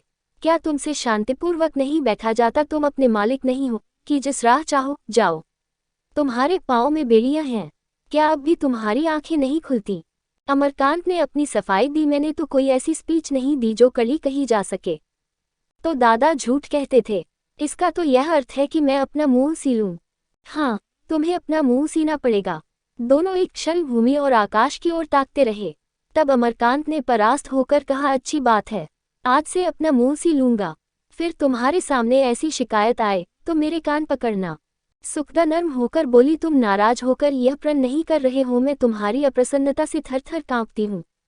मैं भी जानती हूँ कि हम लोग पराधीन हैं। पराधीनता मुझे भी उतनी ही अखरती है जितनी तुम्हें। हमारे पांवों में तो दोहरी बेड़ियां हैं, समाज की अलग, सरकार की अलग, लेकिन आगे पीछे भी तो देखना होता है। देश के साथ हमारा जो धर्म है वह और प्रबल रूप में पिता के साथ है, और उससे भी प्रबल रूप में अपनी संतान के साथ। पिता को दुखी और संतान को निस्सहाय छोड़कर देश धर्म का पालन ऐसा ही है जैसे कोई अपने घर में आग लगाकर खुले आकाश में रहे। जिस शिशु को मैं अपना हृदय रक्त पिला पिलाकर पाल रही हूँ, उसे मैं चाहती हूँ तुम भी अपना सर्वस्व समझो। तुम्हारे सारे स्नेह और निष्ठा का मैं एकमात्र उसी को अधिकारी देखना चाहती हूँ। अमरकांत सिर झुकाए यह उपदेश सुनता रहा। उसकी आत्मा लज्जित थी और उसे धिक्कार रही थी। उसने सुखदा और शिशु दोनों ही के साथ अन्याय किया है। शिशु का कल्पना चित्र उसी आंखों में खींच गया। वह नवनीत सा कोमल शिशु उसकी गोद में खेल रहा था। उसकी संपूर्ण चेतना इसी कल्पना में मग्न हो गई। दीवार पर शिशु कृष्ण का एक सुंदर चित्र लटक रहा था। उस चित्र में आज उसे जितना मार्मिक आनंद हुआ उतना और कभी न हुआ था। उसकी आंखें सजल हो गईं। सुखदा ने उसे एक पान का बीड़ा देते हुए कहा, अम्मा कहती हैं बच्चे को लेकर मैं लखनऊ चली जाऊंगी। मैंने कहा, अम्मा तुम्हें बुरा लगे या भला, मैं अपना बालक न दूंगी। अमरकांत ने उत्सुक होकर पूछा, तो बिगड़ी होंगी? नहीं जी, बिगड़ने की क्या बात थी। हाँ, उन्हें कुछ बुरा जरूर लगा होगा, लेकिन मैं दिल्लगी में भी अपने सर्वस्व को नहीं छोड़ सकती। दादा ने पुलिस कर्मचारी की बात अम्मा से भी कही होगी। हाँ, मैं जानती हूँ कही है। जाओ, आज अम्मा तुम्हारी कैसी खबर लेती हैं। मैं आज जाऊंगा ही नहीं। चलो, मैं तुम्हारी वकालत कर दूंगी। मुआफ कीजिए, वहाँ मुझे और भी लज्जित करोगी। नहीं, सच कहती हूँ। अच्छा बताओ, बालक किसको पड़ेगा, मुझे या तुम्हें? मैं कहती हूँ तुम्हें पड़ेगा। मैं चाहता हूँ तुम्हें पड़े। ये क्यों? मैं तो चाहती हूँ तुम्हें पड़े। तुम्हें पड़ेगा तो मैं उसे और ज्यादा चाहूंगा। अच्छा, उस स्त्री की कुछ खबर मिली जिसे गोरों ने सताया था? नहीं, फिर तो कोई खबर न मिली। एक दिन जाकर सब कोई उसका पता क्यों नहीं लगाते, या स्पीच देकर ही अपने कर्तव्य से मुक्त हो गए? अमरकांत ने झेपते हुए कहा, कल जाऊंगा। ऐसी होशियारी से पता लगाओ कि किसी को कानों कान खबर न हो। अगर घर वालों ने उसका बहिष्कार कर दिया हो तो उसे लाओ। अम्मा को उसे अपने साथ रखने में कोई आपत्ति न होगी, और यदि होगी तो मैं अपने पास रख लूंगी। अमरकांत ने श्रद्धापूर्ण नेत्रों से सुखदा को देखा। इसके हृदय में कितनी दया, कितना सेवा भाव, कितनी निर्भीकता है, इसका आज उसे पहली बार ज्ञान हुआ। उसने पूछा, तुम्हें उससे जरा भी घृणा न होगी? सुखदा ने सकुचाते हुए कहा, अगर मैं कहूँ न होगी तो असत्य होगा। होगी अवश्य, पर संस्कारों को मिटाना होगा। उसने कोई अपराध नहीं किया, फिर सजा क्यों दी जाए? अमरकांत ने देखा, सुखदा निर्मल नारीत्व की ज्योति में नहा उठी है। उसका देवित्व जैसे प्रस्फुटित होकर उससे आलिंगन कर रहा है। भाग 7। अमरकांत ने आम जलसों में बोलना तो दूर रहा, शरीक होना भी छोड़ दिया, पर उसकी आत्मा इस बंधन से छटपटाती रहती थी और वह कभी कभी सामयिक पत्र पत्रिकाओं में अपने मनोविकारों को प्रकट करके संतोष लाभ करता था। अब वह कभी कभी दुकान पर भी आ बैठता। विशेषकर छुट्टियों के दिन तो वह अधिकतर दुकान पर रहता था। उसे अनुभव हो रहा था कि मानवीय प्रकृति का बहुत कुछ ज्ञान दुकान पर बैठकर प्राप्त किया जा सकता है। सुखदा और रेणुका दोनों के स्नेह और प्रेम ने उसे जकड़ लिया था। हृदय की जलन जो पहले घर वालों से और उसके फलस्वरूप समाज से विद्रोह करने में अपने को सार्थक समझती थी, अब शांत हो गई थी। रोता हुआ बालक मिठाई पाकर रोना भूल गया। एक दिन अमरकांत दुकान पर बैठा था कि एक असामी ने आकर पूछा, भैया कहाँ है बाबूजी, बड़ा जरूरी काम था। अमर ने देखा, अधूर, बलिष्ठ, काला, कठोर आकृति का मनुष्य है। नाम है काले खां। रूखाई से बोला, वह कहीं गए हुए हैं? क्या काम है? बड़ा जरूरी काम था। कुछ कह नहीं गए? कब तक आएंगे? अमर को शराब की ऐसी दुर्गंध आई कि उसने नाक बंद कर ली और मुंह फेर कर बोला, क्या तुम शराब पीते हो? काले खां ने हंसकर कहा, शराब किसे मयस्सर होती है लाला, रूखी रोटियां तो मिलती नहीं। आज एक नातेदारी में गया था, उन लोगों ने पिला दी। वह और समीप आ गया और अमर के कान के पास मुंह लगाकर बोला, एक रकम दिखाने लाया था, कोई 10 तोले की होगी। बाजार में 250 से कम नहीं है, लेकिन मैं तुम्हारा पुराना असामी हूँ, जो कुछ दे दोगे ले लूंगा। उसने कमर से एक जोड़ा सोने के कड़े निकाले और अमर के सामने रख दिए। अमर ने कड़े को बिना उठाए हुए पूछा, ये कड़े तुमने कहाँ पाए? काले खां ने बेहाई से मुस्कुराकर कहा, यह न पूछो राजा, अल्लाह देने वाला है। अमरकांत ने घृणा का भाव दिखाकर कहा, कहीं से चुरा लाए होगे। काले खां फिर हंसा, चोरी किसे कहते हैं राजा, ये तो अपनी खेती है।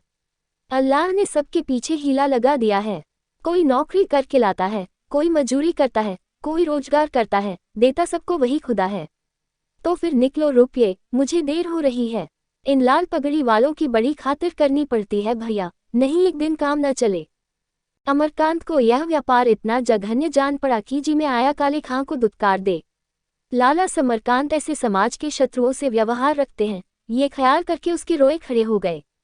उसे उस दुकान से, उस मकान से, उस वातावरण से, यहाँ तक कि स्वयं अपने आप से घृणा होने लगी।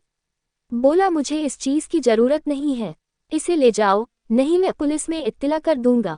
फिर इस दुकान पर ऐसी चीज लेकर न आना, कहे देता हूँ। काले खां जरा भी विचलित न हुआ, बोला, ये तो तुम बिल्कुल नई बात कहते हो भैया। लाला इस नीति पर चलते तो आज महाजन न होते। हजारों रुपये की चीज तो मैं ही दे गया हूँगा। अंगनू, महाजन, भिखारी, हींगन, सभी से लाला का व्यवहार है। कोई चीज हाथ लगी और आंख बंद करके यहाँ चले आए, दाम लिया और घर की राह ली। इसी दुकान से बाल बच्चों का पेट चलता है। कांटा निकलकर तौल लो, 10 तोले से कुछ ऊपर ही निकलेगा, मगर यहाँ पुरानी जजमानी है, लाओ 150 ही दो, अब कहाँ दौड़ते फिरे। अमर ने दृढ़ता से कहा, मैंने कह दिया, मुझे इसकी जरूरत नहीं। पछताओगे लाला, खड़े खड़े 250 में बेच लोगे। क्यों सिर खा रहे हो? मैं इसे नहीं लेना चाहता। अच्छा लाओ, 100 ही रुपये दे दो। अल्लाह जानता है, बहुत बल खाना पड़ रहा है, पर एक बार घाटा ही सही। तुम व्यर्थ मुझे दिख रहे हो। मैं चोरी का माल नहीं लूंगा, चाहे लाख की चीज धुले में मिले।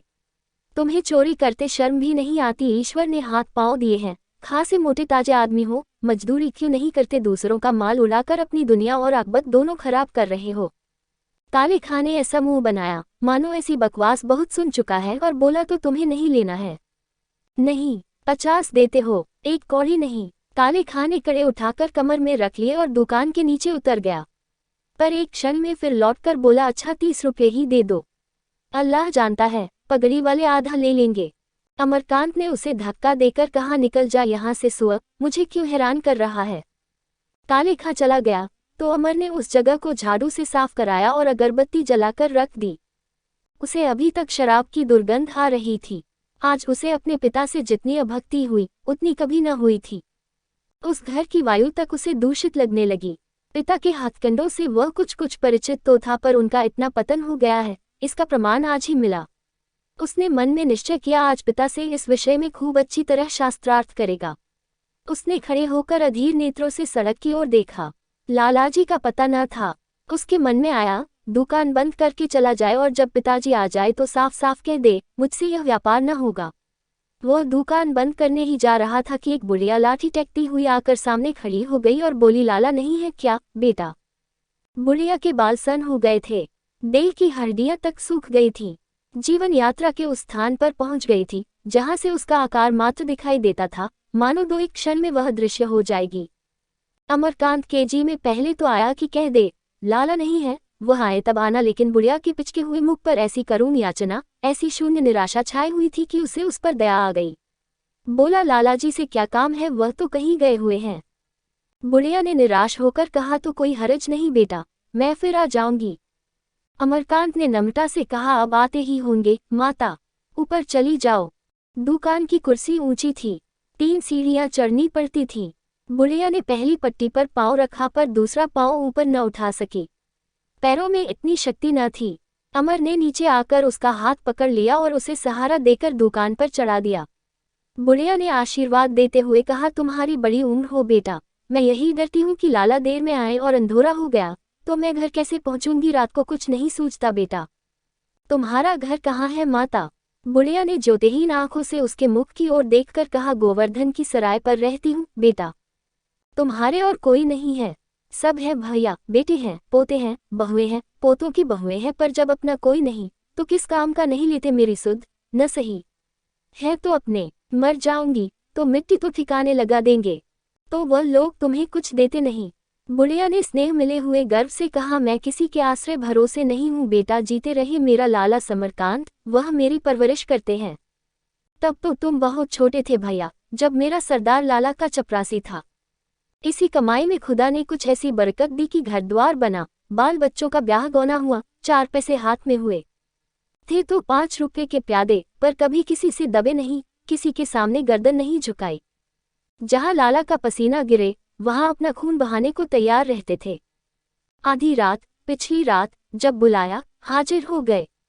थे तो अदना से नौकर, मुदा लाला ने कभी तुम कहकर नहीं पुकारा। बराबर खां साहब कहते थे। बड़े बड़े सेठिए कहते, खां साहब हम इससे दूनी तलब देंगे, हमारे पास आ जाओ, पर सबको यही जवाब देते कि जिसके हो गए उसके हो गए। जब तक वह दुत्कार न देगा उसका दामन न छोड़ेंगे। लाला ने भी ऐसा निभाया कि क्या कोई निभाएगा उन्हें? मरे आज 20वां साल है, वही तलब मुझे देते जाते हैं। लड़के पराए हो गए, पोते बात नहीं पूछते, पर अल्लाह मेरे लाला को सलामत रखे, मुझे किसी के सामने हाथ फैलाने की नौबत नहीं आई। अमरकांत ने अपने पिता को स्वार्थी, लोभी, भावहीन समझ रखा था। आज उसे मालूम हुआ उनमें दया और वात्सल्य भी है। गर्व से उसका हृदय पुलकित हो उठा। बोला, तो तुम्हें 5 रुपये मिलते हैं? हाँ बेटा, 5 रुपये महीना देते जाते हैं। तो मैं तुम्हें रुपये दिए देता हूँ, लेती जाओ। लाला शायद देर में आए।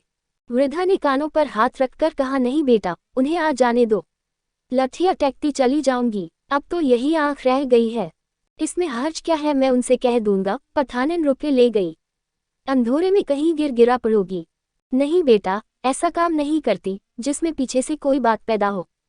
फिर आ जाऊंगी। नहीं, मैं बिना लिए न जाने दूंगा। बुढ़िया ने डरते डरते कहा, तो लाओ दे दो बेटा, मेरा नाम टांक लेना पठानन। अमरकांत ने रुपए दे दिए। बुढ़िया ने कांपते हाथों से रुपए लेकर गिरा बांधो और दुआएं देती हुई धीरे धीरे सीढ़ियों से नीचे उतरी, मगर 50 कदम भी न गई होगी कि पीछे से अमरकांत एक इक्का लिए हुए आया और बोला, बूढ़ी माता, आकर इक्के पर बैठ जाओ, मैं तुम्हें पहुंचा दूं। बुढ़िया ने आश्चर्यचकित नेत्रों से देखकर कहा, अरे नहीं बेटा, तुम मुझे पहुंचाने कहाँ जाओगे, मैं लठिया टेकती हुई चली जाऊंगी। अल्लाह तुम्हें सलामत रखे। अमरकांत इक्का ला चुका था। उसने बुढ़िया को गोद में उठाया और इक्के पर बैठाकर पूछा, कहाँ चलूं। बुढ़िया ने इक्के के डंडों को मजबूती से पकड़कर कहा, गोवर्धन की सराय चलो बेटा, अल्लाह तुम्हारी उम्र दराज करे। मेरा बच्चा इस बुढ़िया के लिए इतना हैरान हो रहा है, इतनी दूर से दौड़ा आया। पढ़ने जाते हो ना बेटा, अल्लाह तुम्हें बड़ा दर्जा दे। 15-20 मिनट में इक्का गोवर्धन की सराय पहुंच गया। सड़क के दाहिने हाथ एक गली थी, वही बुढ़िया ने इक्का रुकवा दिया और उतर पड़ी। इक्का आगे न जा सकता था, मालूम पड़ता था अंधोरे ने मुंह पर तारकोल पोत लिया है। अमरकांत ने इक्के को लौटाने के लिए कहा तो बुढ़िया बोली, नहीं मेरे लाल, इतनी दूर आए हो तो पल भर मेरे घर भी बैठ लो, तुमने मेरा कलेजा ठंडा कर दिया। गली में बड़ी दुर्गंध थी, गंदे पानी के नाले दोनों तरफ बह रहे थे।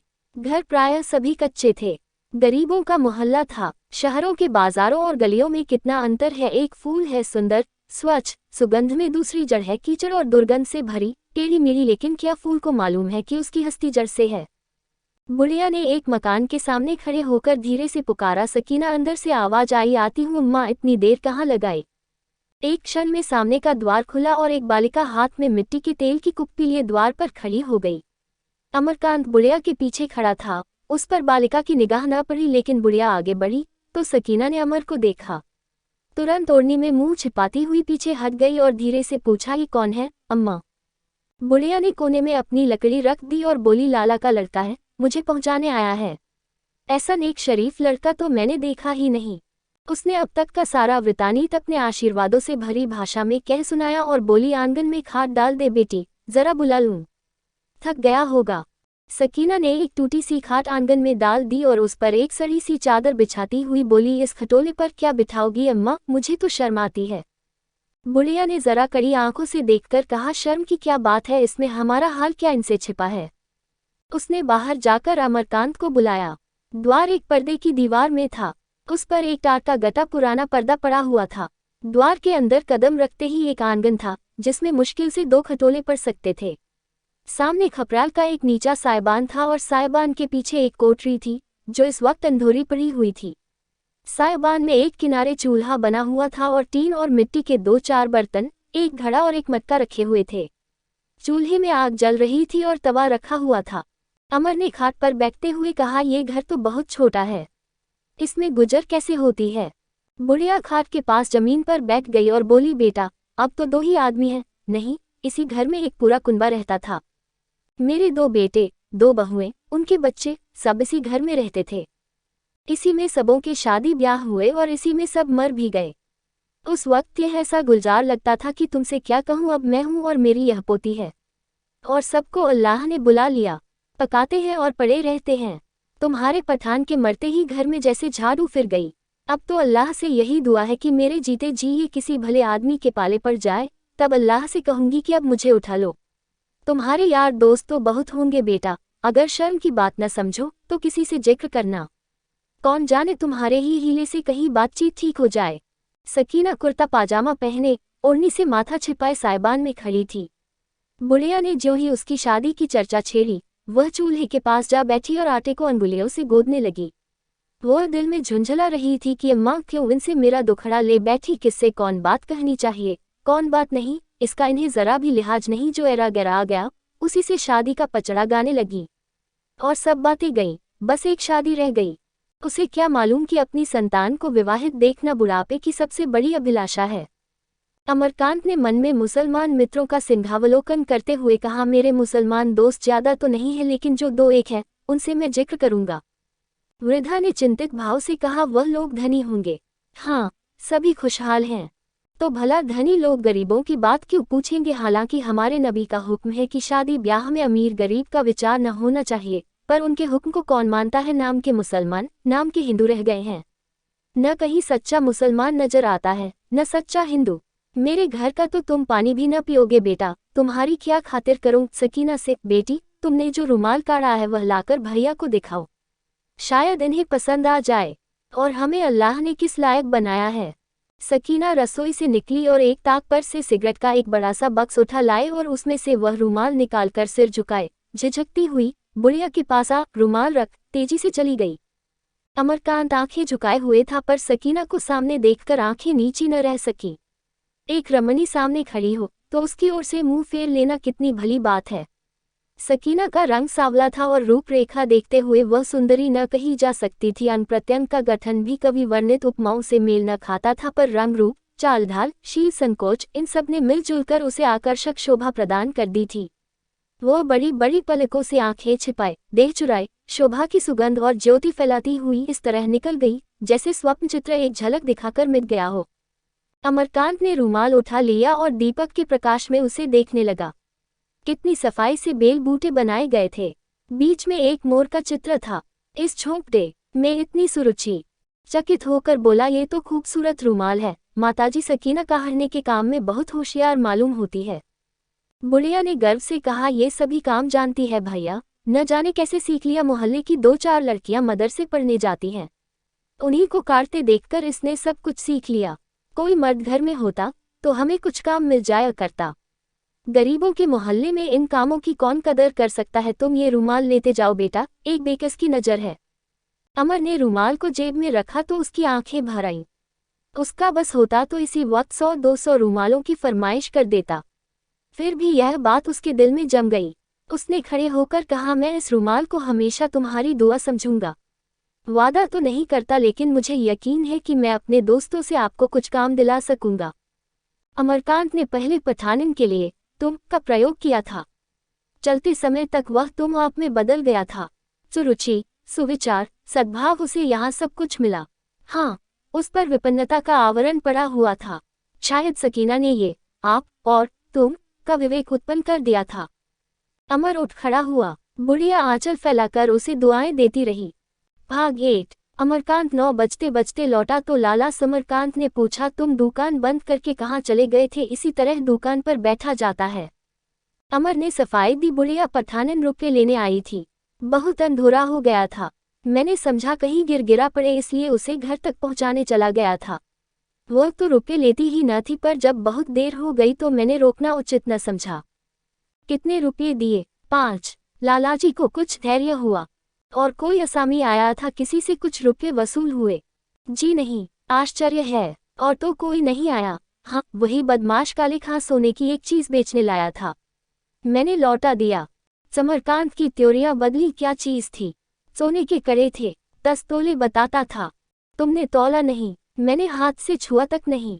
हाँ, क्यों छूते? उसमें पाप लिपटा हुआ था ना। कितना मांगता था? 200। झूठ बोलते हो। शुरू 200 से किए थे, पर उतरते उतरते 30 रुपये तक आया था। लालाजी की मुद्रा कठोर हो गई। फिर भी तुमने लौटा दिए। और क्या करता? मैं तो उसे सेंध में भी न लेता। ऐसा रोजगार करना मैं पाप समझता हूँ।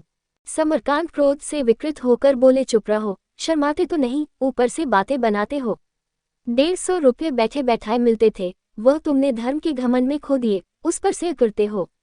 जानते भी हो धर्म है क्या चीज? साल में एक बार भी गंगा स्नान करते हो, एक बार भी देवताओं को जल चढ़ाते हो, कभी राम का नाम लिया है जिंदगी में, कभी एकादशी या कोई दूसरा व्रत रखा है, कभी कथा पुराण पढ़ते या सुनते हो? तुम क्या जानो धर्म किसे कहते हैं? धर्म और चीज है, रोजगार और चीज। छी, साफ 150 फेंक दिए। अमरकांत धर्म की इस व्याख्या पर मन ही मन हंसकर बोला, आप गंगा स्नान, पूजा पाठ को मुख्य धर्म समझते हैं, मैं सच्चाई, सेवा और परोपकार को मुख्य धर्म समझता हूँ। स्नान, ध्यान, पूजा, व्रत धर्म के साधन मात्र है, धर्म नहीं। समरकांत ने मुंह चिराकर कहा, ठीक कहते हो, बहुत ठीक। अब संसार तुम्ही को धर्म का आचार्य मानेगा। अगर तुम्हारे धर्म मार्ग पर चलता तो आज मैं भी लंगोटी लगाए घूमता होता, तुम भी यो महल में बैठकर मौज न करते होते। 4 अक्षर अंग्रेजी पढ़ ली ना, यह उसी की विभूति है, लेकिन मैं ऐसे लोगों को भी जानता हूँ जो अंग्रेजी के विद्वान होकर अपना धर्म कर्म निभाए जाते हैं। साफ 150 पानी में डाल दिए। अमरकांत ने अधीर होकर कहा, आप बार बार उसकी चर्चा क्यों करते हैं? मैं चोरी और डाके के माल का रोजगार न करूंगा, चाहे आप खुश हो या नाराज। मुझे ऐसे रोजगार से घृणा होती है। तो मेरे काम में वैसी आत्मा की जरूरत नहीं। मैं ऐसी आत्मा चाहता हूँ जो अवसर देखकर हानि लाभ का विचार करके काम करे। धर्म को मैं हानि लाभ की तराजू पर नहीं तौल सकता। इस वज्र मूर्खता की दवा चांटे के सिवा और कुछ न थी।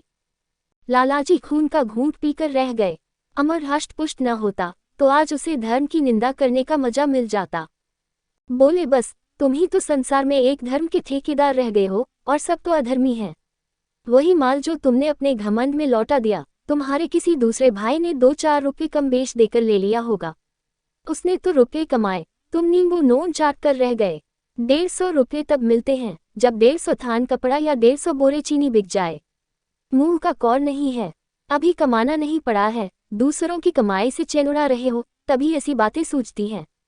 जब अपने सिर पड़ेगी तब आंखें खुलेंगी। अमर अब भी कायल न हुआ।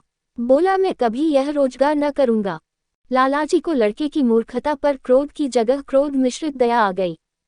बोले, तो फिर कौन रोजगार करोगे? कौन रोजगार है जिसमें तुम्हारी आत्मा की हत्या न हो? लेन देन, सूद बकरा, अनाज कपड़ा, तेल घी, सभी रोजगारों में दांव घात है। जो दांव घात समझता है वह नगा उठाता है, जो नहीं समझता उसका दिवाला पिट जाता है। मुझे कोई ऐसा रोजगार बता दो जिसमें झूठ न बोलना पड़े, बेईमानी न करनी पड़े।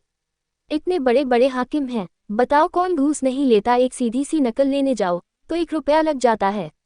बिना तहरीर लिए थानेदार रपट तक नहीं लिखता। कौन वकील है जो झूठे गवाह नहीं बनाता? लीडरों ही में कौन है जो चंदे के रुपये में नोच खसोट न करता हो? माया पर तो संसार की रचना हुई है, इससे कोई कैसे बच सकता है? अमर ने उदासीन भाव से सिर हिलाकर कहा, अगर रोजगार का ये हाल है तो मैं रोजगार करूंगा ही नहीं। तो घर गिरस्ती कैसे चलेगी? कुएं में पानी की आमद न हो तो क्या दिन पानी निकले? अमरकांत ने इस विवाद का अंत करने के इरादे से कहा, मैं भूखों मर जाऊंगा पर आत्मा का गला न घोंटूंगा। तो क्या मजूरी करोगे? मजूरी करने में कोई शर्म नहीं है। समरकांत ने हथौड़े से काम चलते न देखकर घन चलाया। शर्म चाहे न हो पर तुम कर न सकोगे। कहो लिख दूं, मुंह से बक देना सरल है, कर दिखाना कठिन होता है। चोटी का पसीना एड़ी तक आता है, तब 4 गंडे पैसे मिलते हैं। मजूरी करेंगे, 1 घड़ा पानी तो अपने हाथों खींचा नहीं जाता। 4 पैसे की भाजी लेनी होती है तो नौकर लेकर चलते हैं, यह मजूरी करेंगे। अपने भाग्य को सराहो कि मैंने कमाकर रख दिया है, तुम्हारा क्या कुछ न होगा। तुम्हारी इन बातों से ऐसा जी जलता है कि सारी जायदाद कृष्णार्पण कर दूं, फिर देखो तुम्हारी आत्मा किधर जाती है। अमरकांत पर उनकी इस चोट का भी कोई असर न हुआ। आप खुशी से अपनी जायदाद कृष्णार्पण कर दें, मेरे लिए रत्ती भर भी चिंता न करें।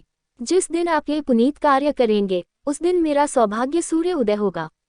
मैं इस मोह से मुक्त होकर स्वाधीन हो जाऊंगा। जब तक मैं इस बंधन में पड़ा रहूंगा मेरी आत्मा का विकास होगा। समरकांत के पास अब कोई शस्त्र न था।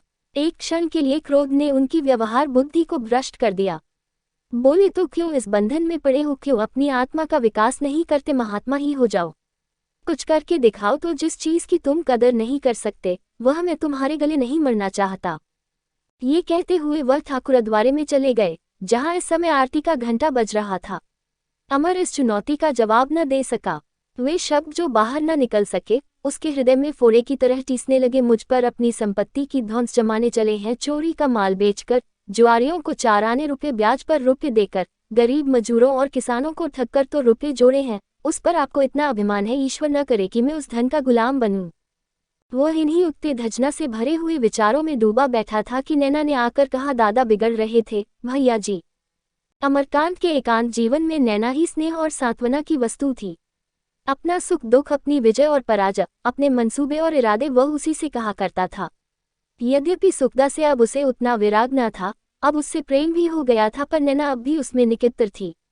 सुखदा और नैना दोनों उसके अंतस्थल के 2 कुल थे। सुखदा ऊंची, दुर्गम और विशाल थी, लहरें उसके चरणों ही तक पहुंचकर रह जाती थीं। नैना समतल, सुलभ और समीप, वायु का थोड़ा वेग पाकर भी लहरें उसके मर्मस्थल तक पहुंचती थीं। अमर अपनी मनोव्यथा मंद मुस्कान की आड़ में छिपाता हुआ बोला, कोई नई बात नहीं थी नैना, वही पुराना पचड़ा था। तुम्हारी भाभी तो नीचे नहीं थी, अभी तक तो यही थी, जरा देर हुई ऊपर चली गई, तो आज उधर से भी शस्त्र प्रहार होंगे। दादा ने तो आज मुझसे साफ कह दिया, तुम अपने लिए कोई राह निकालो। और मैं भी सोचता हूँ मुझे अब कुछ न कुछ करना चाहिए। ये रोज रोज की फटकार नहीं सही जाती। मैं कोई बुराई करूं तो वह मुझे 10 जूते भी जमा दे, छू न करूंगा लेकिन अधर्म पर मुझसे न चला जाएगा। नैना ने इस वक्त मीठी पकौड़ियाँ, नमकीन पकौड़ियाँ और न जाने क्या क्या पका रखे थे। उसका मन उन पदार्थों को खिलाने और खाने के आनंद में बसा हुआ था। ये धर्म अधर्म के झगड़े उसे व्यर्थ से जान पड़े। बोली, पहले चलकर पकौड़ियाँ खा लो, फिर इस विषय पर सलाह होगी। अमर ने वितृष्णा के भाव से कहा, ब्यालू करने की मेरी इच्छा नहीं है। लात की मारी रोटियां कंठ के नीचे न उतरेंगी। दादा ने आज फैसला कर दिया। अब तुम्हारी यही बात मुझे अच्छी नहीं लगती। आज किसी मजेदार पकौड़ियाँ तुमने कभी न खाए होंगी।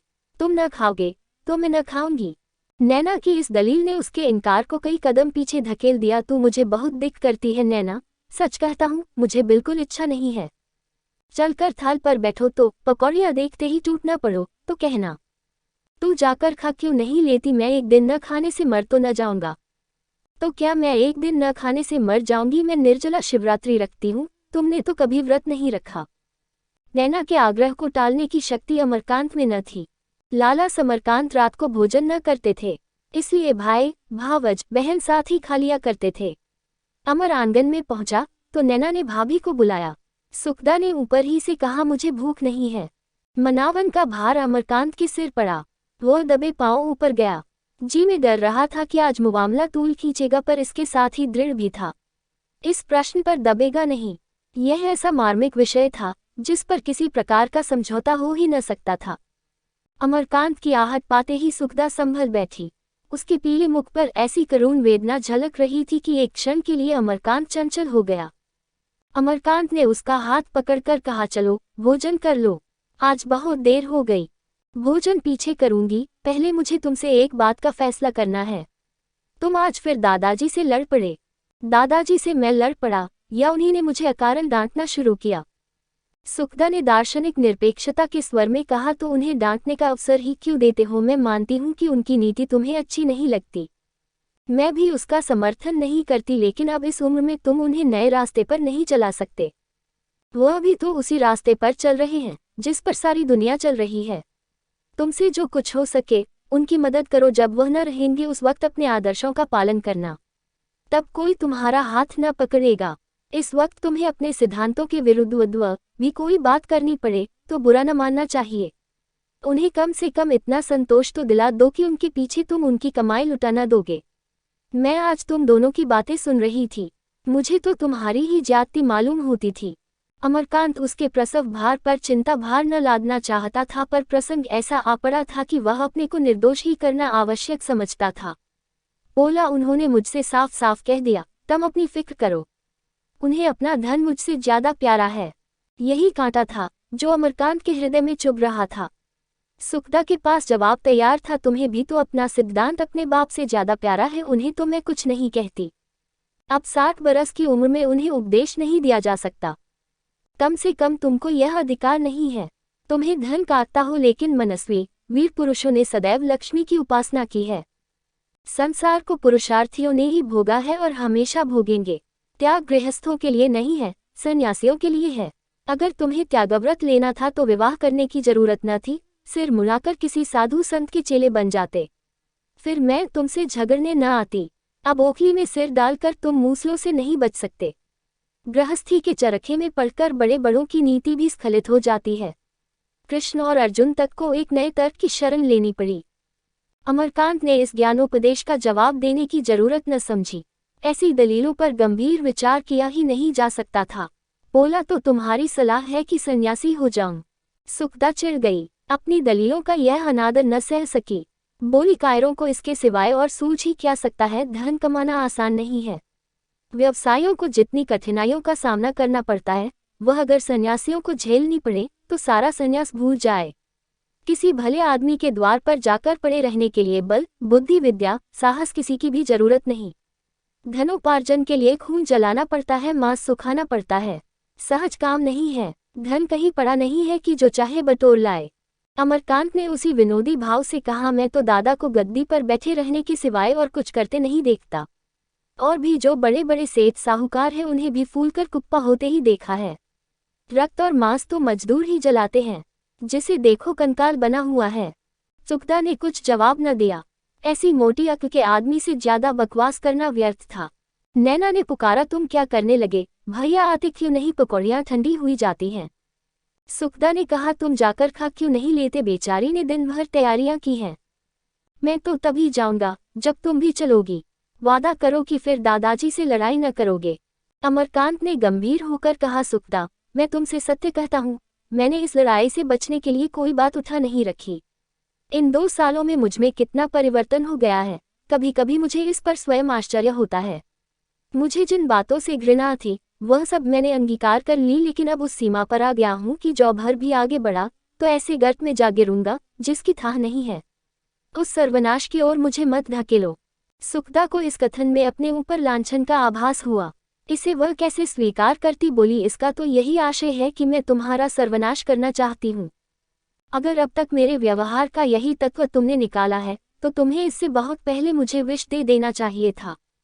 अगर तुम समझते हो कि मैं भोग विलास की दासी हूँ और केवल स्वार्थवश तुम्हें समझाती हूँ तो तुम मेरे साथ घोरतम अन्याय कर रहे हो।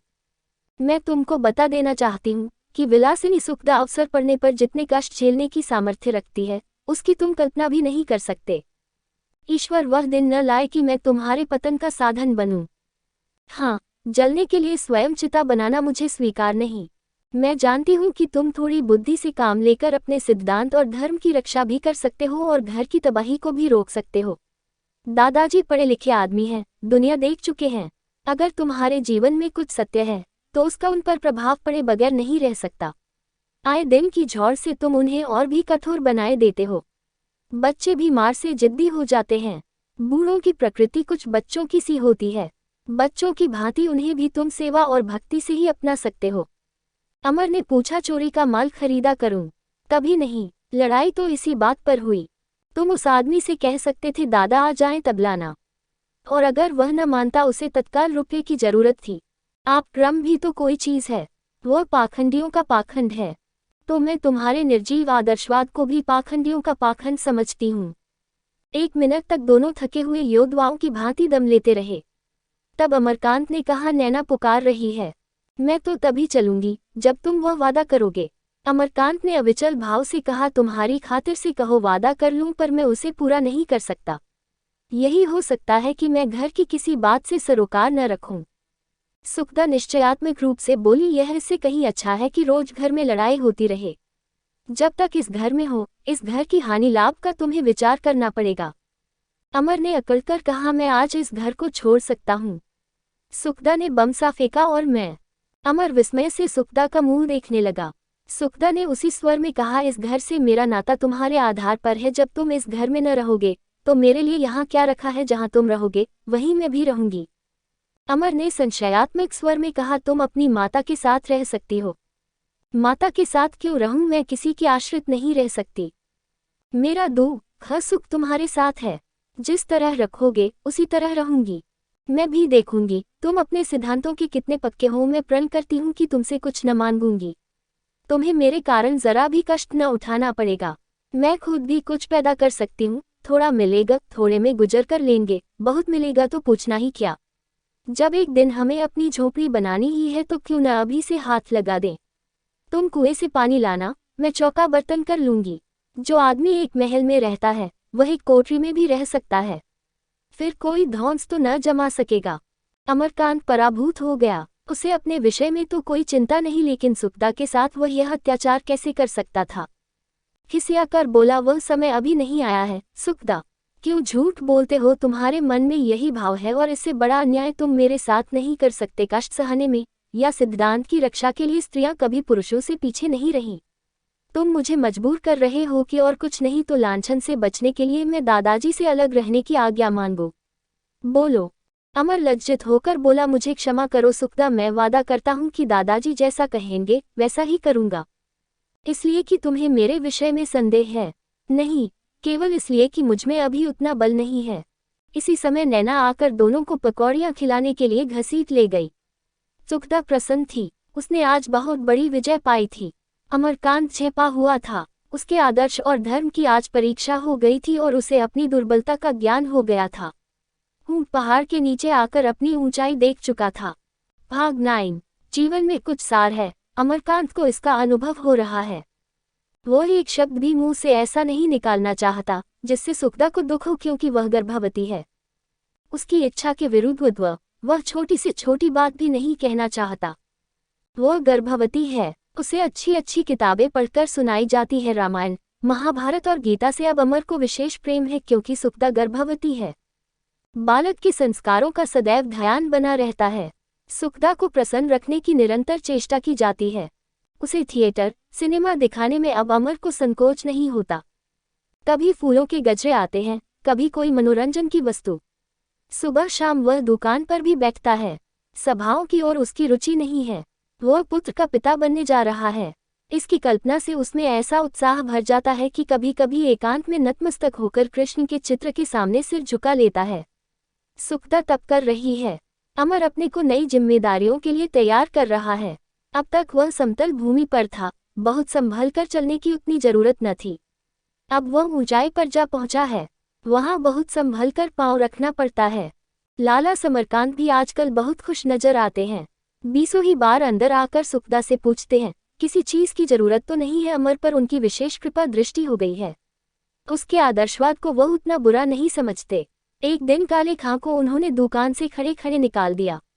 असामियों पर वह उतना नहीं बिगड़ते, उतनी मालिशें नहीं करते। उनका भविष्य उज्ज्वल हो गया है। एक दिन उनकी रेणुका से बातें हो रही थीं। अमरकांत की निष्ठा की उन्होंने दिल खोलकर प्रशंसा की। रेणुका उतनी प्रसन्न थी। प्रसव के कष्टों को याद करके वह भयभीत हो जाती थी।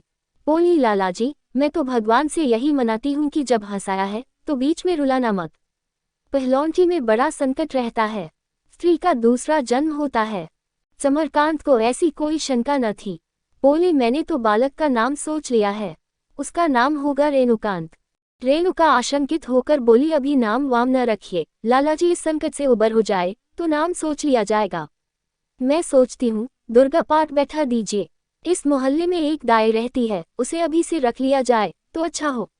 बिटिया अभी बहुत सी बातें नहीं समझती, दाई उसे संभालती रहेगी। लालाजी ने इस प्रस्ताव को हर्ष से स्वीकार कर लिया। यहाँ से जब वह घर लौटे तो देखा दुकान पर 2 गोरे और एक मेम बैठे हुए हैं और अमरकांत उनसे बातें कर रहा है। कभी कभी नीचे दर्जे के गोरे यहाँ अपनी घड़ियां या और कोई चीज बेचने के लिए आ जाते थे। लालाजी उन्हें खूब ठगते थे। वह जानते थे कि ये लोग बदनामी के भय से किसी दूसरी दुकान पर न जाएंगे। उन्होंने जाते ही जाते अमरकांत को हटा दिया और खुद सौदा पटाने लगे। अमरकांत स्पष्टवादी था और यह स्पष्टवादिता का अवसर न था। मेम साहब को सलाम करके पूछा, कहिए मेम साहब, क्या हुक्म है। तीनों शराब के नशे में चूर थे। मेम साहब ने सोने की एक जंजीर निकालकर कहा, सेठ जी, हम इसको बेचना चाहता है। बाबा बहुत बीमार है, उसका दवाई में बहुत खर्च हो गया। समरकांत ने जंजीर लेकर देखा और हाथ में तौलते हुए बोले, इसका सोना तो अच्छा नहीं है। मेम साहब, आपने कहाँ बनवाया था। मेम हंसकर बोली, ओ तुम बराबर यही बात कहता है, सोना बहुत अच्छा है, अंग्रेजी दुकान का बना हुआ है, आप इसको ले लें। समरकांत ने अनिच्छा का भाव दिखाते हुए कहा, बड़ी बड़ी दुकानें ही तो ग्राहकों को उल्टे छुरे से मुनरती हैं। जो कपड़ा यहाँ बाजार में 6 आने गज मिलेगा, वही अंग्रेजी दुकानों पर 12 आने गज से नीचे न मिलेगा। मैं तो 10 रुपये तोले से बेशी नहीं दे सकता, और कुछ नहीं देगा, कुछ और नहीं, ये भी आपकी खातिर है। ये गोरे उस श्रेणी के थे जो अपनी आत्मा को शराब और जुए के हाथों बेच देते हैं, बेटिकट गर्ल्स क्लास में सफ़र करते हैं, होटल वालों को धोखा देकर उड़ जाते हैं और जब कुछ बस नहीं चलता तो बिगड़े हुए शरीफ बनकर भीख मांगते हैं। तीनों ने आपस में सलाह की और जंजीर बेच डाली। रुपये लेकर दुकान से उतरे और तांगे पर बैठे ही थे कि एक भिखारिन तांगे के पास आकर खड़ी हो गई। वे तीनों रुपये पाने की खुशी में भूले हुए थे कि सहसा उस भिखारिन ने छुरी निकालकर एक गोरे पर वार किया। छुरी उसके मुंह पर आ रही थी। उसने घबराकर मुंह पीछे हटाया तो छाती में चुभ गई। वो तो तांगे पर ही हाय हाय करने लगा। शेष दोनों गोरे तांगे से उतर पड़े और दुकान पर आकर प्राणक्षा मानना चाहते थे कि भिखारिन ने दूसरे गोरे पर वार कर दिया। छुरी उसकी पसली में पहुंच गई। दुकान पर चढ़ने न पाया था, धड़ाम से गिर पड़ा। भिखारिन लपककर दुकान पर चढ़ गई और मेम पर झपटी की। अमरकांत हाँ हाँ करके उसकी छुरी छीन लेने को बढ़ा। भिखारिन ने उसे देखकर छुरी फेंक दी और दुकान के नीचे कूदकर खड़ी हो गई। सारे बाजार में हलचल मच गई। एक गोरे ने कई आदमियों को मार डाला है, लाला समरकांत मार डाले गए, अमरकांत को भी चोट आई है। ऐसी दशा में किसे अपनी जान भारी थी जो वहां आता। लोग दुकानें बंद करके भागने लगे। दोनों गोरे जमीन पर पड़े तड़प रहे थे। ऊपर मेम सहमी हुई खड़ी थी और लाला अमरकांत का हाथ पकड़कर अंदर घसीट ले जाने की चेष्टा कर रहे थे। भिखारिन भी सिर झुकाए जड़वत खड़ी थी, ऐसी भोली भाली जैसे कुछ किया नहीं है। वह भाग सकती थी, कोई उसका पीछा करने का साहस न करता, पर भागी नहीं। वह आत्मघात कर सकती थी। उसकी छुरी अब भी जमीन पर पड़ी हुई थी, पर उसने आत्मघात भी न किया। वह तो इस तरह खड़ी थी मानो उसे यह सारा दृश्य देखकर विस्मय हो रहा हो। सामने के कई दुकानदार जमा हो गए। पुलिस के 2 जवान भी आ पहुंचे। चारों तरफ से आवाज आने लगी, यही औरत है, यही औरत है। पुलिस वालों ने उसे पकड़ लिया। 10 मिनट में सारा शहर और सारे अधिकारी वहां आकर जमा हो गए। सब तरफ लाल पगड़ियां दीख पड़ती थीं। सिविल सर्जन ने आकर आहतों को उठवाया और अस्पताल ले चले। इधर तहकीकात होने लगी। भिखारिन ने अपना अपराध स्वीकार किया। पुलिस सुपरिंटेंडेंट ने पूछा, तेरी इन आदमियों से कोई अदावत थी? भिखारिन ने कोई जवाब न दिया। सैकड़ों आवाजें आई, बोलती क्यों नहीं हत्यारिन? भिखारिन ने दृढ़ता से कहा, मैं हत्यारिन नहीं हूँ। इन साहबों को तूने नहीं मारा? हाँ, मैंने मारा है। तो तू हत्यारिन कैसे नहीं है? मैं हत्यारिन नहीं हूँ। आज से 6 महीने पहले ऐसे ही 3 आदमियों ने मेरी आबरू बिगाड़ी थी। मैं फिर घर नहीं गई, किसी को अपना मुंह नहीं दिखाया। मुझे होश नहीं कि मैं कहाँ कहाँ फिरी, कैसे रही, क्या क्या किया। इस वक्त भी मुझे होश तब आया जब मैं इन दोनों गोरों को घायल कर चुकी थी। तब मुझे मालूम हुआ कि मैंने क्या किया। मैं बहुत गरीब हूँ। मैं नहीं कह सकती मुझे छुरी किसने दी, कहाँ से मिली और मुझ में इतनी हिम्मत कहाँ से आई। मैं यह इसलिए नहीं कह रही हूँ कि मैं फांसी से डरती हूँ। मैं तो भगवान से मनाती हूँ कि जितनी जल्द हो सके मुझे संसार से उठा लो। जब आबरू लुट गई तो जीकर क्या करूँगी। इस कथन ने जनता की मनोवृत्ति बदल दी। पुलिस ने जिन जिन लोगों के बयान लिए सबने यही कहा, ये पगली है। इधर उधर मारी मारी फिरती थी। खाने को दिया जाता था तो कुत्तों के आगे डाल देती थी। पैसे दिए जाते थे तो फेंक देती थी।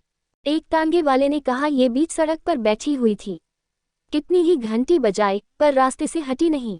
मजबूर होकर पटरी से तांगा निकाल लाया। एक पान वाले ने कहा, एक दिन मेरी दुकान पर आकर खड़ी हो गई। मैंने एक बीड़ा दिया, उसे जमीन पर डालकर पैरों से कुचलने लगी, फिर गाती हुई चली गई। अमरकांत का बयान भी हुआ। लालाजी तो चाहते थे कि वह इस झंझट में न पड़े, पर अमरकांत ऐसा उत्तेजित हो रहा था कि उन्हें दोबारा कुछ कहने का हौसला न हुआ। अमर ने सारा वृत्तांत कह सुनाया। रंग को चोखा करने के लिए 2-4 बातें अपनी तरफ से जोड़ दी। पुलिस के अफसर ने पूछा, तुम कह सकते हो ये औरत पागल है? अमरकांत बोला, जी हाँ, बिल्कुल पागल। पीसीओ ही बार उसे अकेले हंसते या रोते देखा है। कोई कुछ पूछता तो भाग जाती थी। ये सब झूठ था। उस दिन के बाद आज यह औरत यहाँ पहली बार उसे नजर आई थी। संभव है उसने कभी इधर उधर भी देखा हो, पर वह उसे पहचान न सका था। जब पुलिस पगली को लेकर चली तो 2000 आदमी थाने तक उसके साथ गए। अब वह जनता की दृष्टि में साधारण स्त्री न थी, देवी के पद पर पहुंच गई थी। किसी दैवी शक्ति के बगैर उसमें इतना साहस कहाँ से आ जाता। रात भर शहर के अन्य भागों में आकर लोग घटनास्थल का मुआयना करते रहे। 2-1 आदमी उस कांड की व्याख्या करने में हार्दिक आनंद प्राप्त कर रहे थे। यो आकर तांगे के पास खड़ी हो गई, यो छुरी निकाली, यो झपटी, यो दोनों दुकान पर चढ़े, यो दूसरे गोरे पर टूटी। भैया अमरकांत सामने न जाएं तो मेम का काम भी तमाम कर देती। उस समय उसकी आंखों से लाल अंगारे निकल रहे थे। मुख पर ऐसा तेज था मानो दीपक हो। अमरकांत अंदर गया तो देखा नैना भावज का हाथ पकड़े सहमी खड़ी है और सुखदा राजसी करुणा से आंदोलित सजल नेत्र चारपाई पर बैठी हुई है। अमर को देखते ही वह खड़ी हो गई और बोली, यह वही औरत थी न? हाँ, वही तो मालूम होती है। तो अब ये फांसी पा जाएगी। शायद बच जाए, पर आशा कम है। अगर इसको फांसी हो गई तो मैं समझूंगी संसार से न्याय उठ गया। उसने कोई अपराध नहीं किया। जिन दुष्टों ने उस पर ऐसा अत्याचार किया उन्हें यही दंड मिलना चाहिए था। मैं अगर न्याय के पद पर होती तो उसे बेदाग छोड़ देती। ऐसी देवी की तो प्रतिमा बनाकर पूजना चाहिए। उसने अपनी सारी बहनों का मुख उज्ज्वल कर दिया। अमरकांत ने कहा, लेकिन ये तो कोई न्याय नहीं कि काम कोई करे सजा कोई पाए। सुखदा ने उग्र भाव से कहा, वे सब एक हैं। जिस जाति में ऐसे दुष्ट हों उस जाति का पतन हो गया है। समाज में एक आदमी कोई बुराई करता है तो सारा समाज बदनाम हो जाता है और उसका दंड सारे समाज को मिलना चाहिए। एक गोरी औरत को सरहद का कोई आदमी उठा ले गया था। सरकार ने उसका बदला लेने के लिए सरहद पर चढ़ाई करने की तैयारी कर दी थी। अपराधी कौन है, इसे पूछा भी नहीं। उसकी निगाह में सारा सूबा अपराधी था। इस भिखारिन का कोई रक्षक न था। उसने अपनी आबरू का बदला खुद लिया। तुम जाकर वकीलों से सलाह लो, फांसी न होने पाए चाहे कितने ही रुपए खर्च हो जाएं। मैं तो कहती हूँ वकीलों को इस मुकदमे की पैरवी मूर्ति करनी चाहिए। ऐसे मुआमले में भी कोई वकील मेहनताना मांगे तो मैं समझूंगी वो मनुष्य नहीं। तुम अपनी सभा में आज जलसा करके चंदा लेना शुरू कर दो। मैं इस दशा में भी इसी शहर से हजारों रुपए जमा कर सकती हूँ। ऐसी कौन नारी है जो उसके लिए नहीं कर दे। अमरकांत ने उसे शांत करने के इरादे से कहा, जो कुछ तुम चाहती हो वह सब होगा। नतीजा कुछ भी हो पर हम अपनी तरफ से कोई बात उठा न रखेंगे। मैं जरा प्रो शांतिकुमार के पास जाता हूँ, तुम जाकर आराम से लेटो। मैं भी अम्मा के पास जाऊंगी, तुम मुझे उधर छोड़कर चले जाना। अमर ने आग्रहपूर्वक कहा, तुम चलकर शांति से लेटो, मैं अम्मा से मिलता चला जाऊंगा। सुखदा ने चिढ़कर कहा, ऐसी दशा में जो शांति से लेटे वह मृतक है। इस देवी के लिए तो मुझे प्राण भी देने पड़े तो खुशी से दूं। अम्मा से मैं जो कहूंगी वह तुम नहीं कह सकते। नारी के लिए नारी के हृदय में जो तड़प होगी वह पुरुषों के हृदय में नहीं हो सकती। मैं अम्मा से इस मुकदमे के लिए 5,000 से कम न लूंगी। मुझे उनका धन न चाहिए। चंदा मिले तो वाह वाह, नहीं तो उन्हें खुद निकल आना चाहिए। तांगा बुलवा लो। अमरकांत को आज ज्ञात हुआ विलासिनी के हृदय में कितनी वेदना, कितना स्वजाति प्रेम, कितना उत्सुक है। तांगा आया और दोनों रेणुका देवी से मिलने चले। भाग 10। 3 महीने तक सारे शहर में हलचल रही। रोज आदमी सब काम धंधों छोड़कर कचहरी जाते। भिखारिन को एक नज़र देख लेने की अभिलाषा सभी को खींच ले जाती। महिलाओं की भी खासी संख्या हो जाती थी। भिखारिन ज्यों ही लारी से उतरती, जय जय की गगनभेदी ध्वनि और पुष्प वर्षा होने लगती। रेणुका और सुखदा तो कचहरी के उठने तक वहीं रहती। जिला मैजिस्ट्रेट ने मुकदमे को जजी में भेज दिया और रोज पेशियां होने लगी। पंच नियुक्त हुए। इधर सफाई के वकीलों की एक फौज तैयार की गई। मुकदमे को सबूत की जरूरत न थी। अपराधियानी ने अपराध स्वीकार ही कर लिया था। बस यही निश्चय करना था कि जिस वक्त उसने हत्या की उस वक्त होश में थी या नहीं। शहादतें कहती थी वह होश में न थी। डॉक्टर कहता था उसमें अस्थिरचित होने के कोई चिन्ह नहीं मिलते। डॉक्टर साहब बंगाली थे। जिस दिन वह बयान देकर निकले उन्हें इतनी धिक्कारें मिली कि बेचारे को घर पहुंचना मुश्किल हो गया। ऐसे अवसरों पर जनता की इच्छा के विरुद्ध किसी ने चूक किया और उसे धिक्कार मिली। जनता आत्मनिश्चय के लिए कोई अवसर नहीं देती। उसका शासन किसी तरह की नरमी नहीं करता। रेणुका नगर की रानी बनी हुई थी। मुकदमे की पैरवी का सारा भार उनके ऊपर था। शांतिकुमार और अमरकांत उनकी दाहिनी और बाईं भुजाएं थे। लोग आकर खुद चंदा दे जाते। यहाँ तक कि लाला समरकांत भी गुप्त रूप से सहायता कर रहे थे। एक दिन अमरकांत ने पठानिन को कचहरी में देखा। सकीना भी चादर ओढ़े उसके साथ थी। अमरकांत ने पूछा, बैठने को कुछ लाऊं? माताजी आज आपसे भी न रहा गया। पठानिन बोली, मैं तो रोज आती हूँ बेटा, तुमने मुझे न देखा होगा। ये लड़की मानती ही नहीं।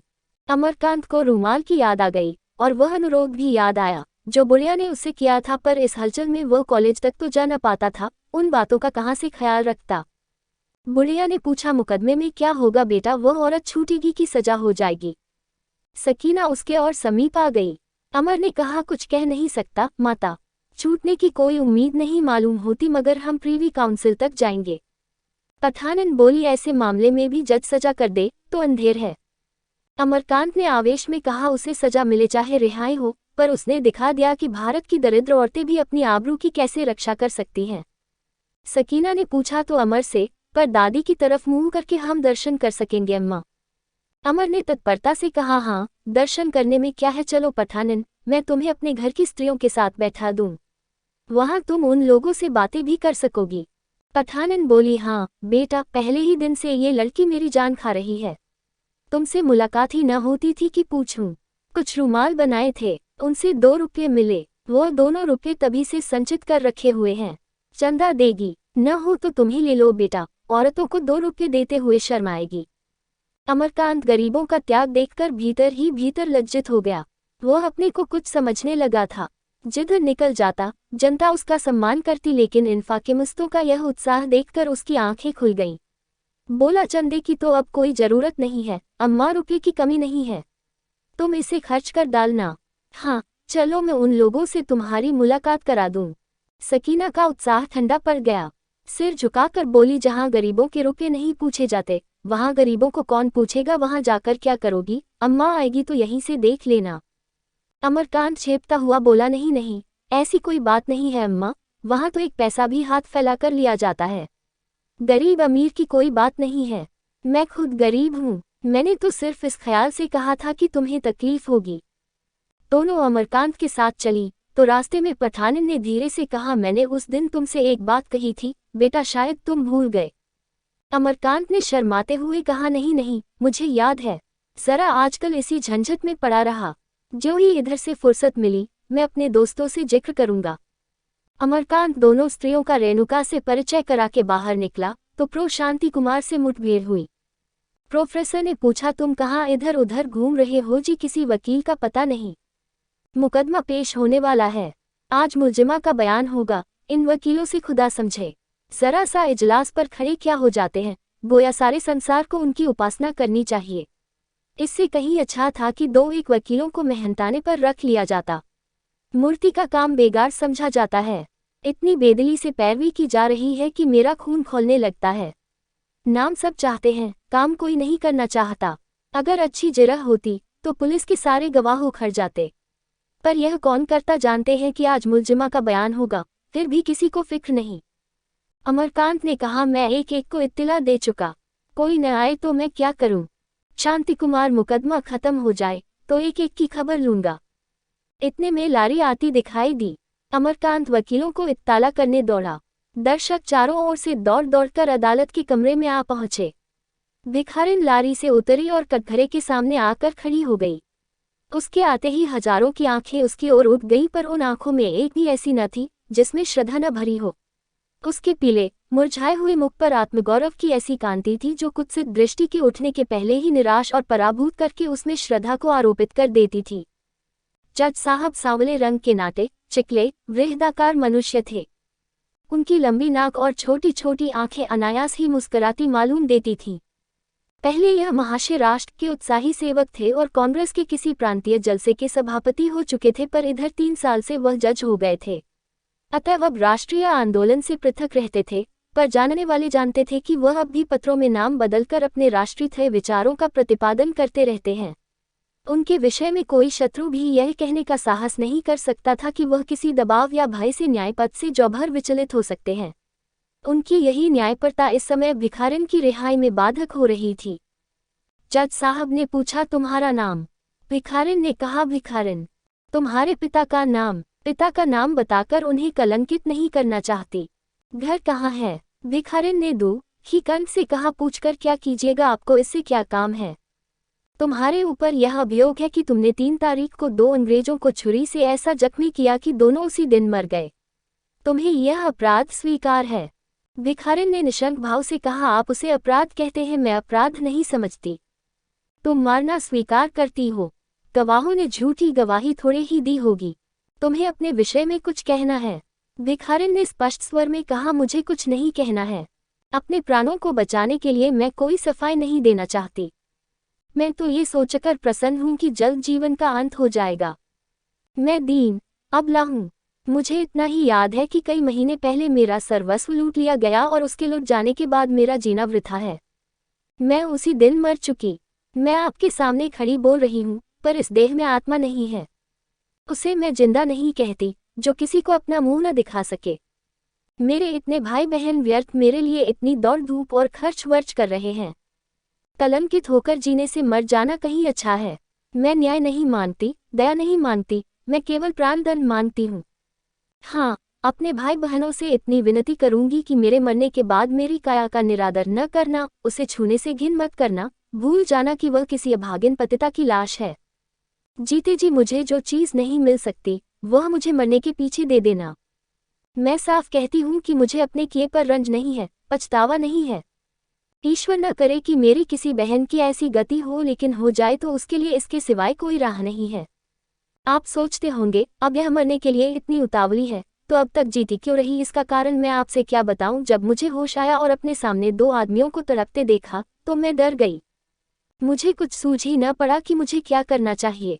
उसके बाद भाइयों बहनों की सज्जनता ने मुझे मोह के बंधन में जकड़ दिया, और अब तक मैं अपने को इस धोखे में डाले हुए हूँ कि शायद मेरे मुख से कालिक छूट गई और अब मुझे भी और बहनों की तरह विश्वास और सम्मान मिलेगा, लेकिन मन की मिठाई से किसी का पेट भरा है। आज अगर सरकार मुझे छोड़ भी दे, मेरे भाई बहनें मेरे गले में फूलों की माला भी डाल दे, मुझ पर अशरफियों की बरखा भी की जाए, तो क्या यहाँ से मैं अपने घर जाऊंगी? मैं विवाहिता हूँ, मेरा एक छोटा सा बच्चा है।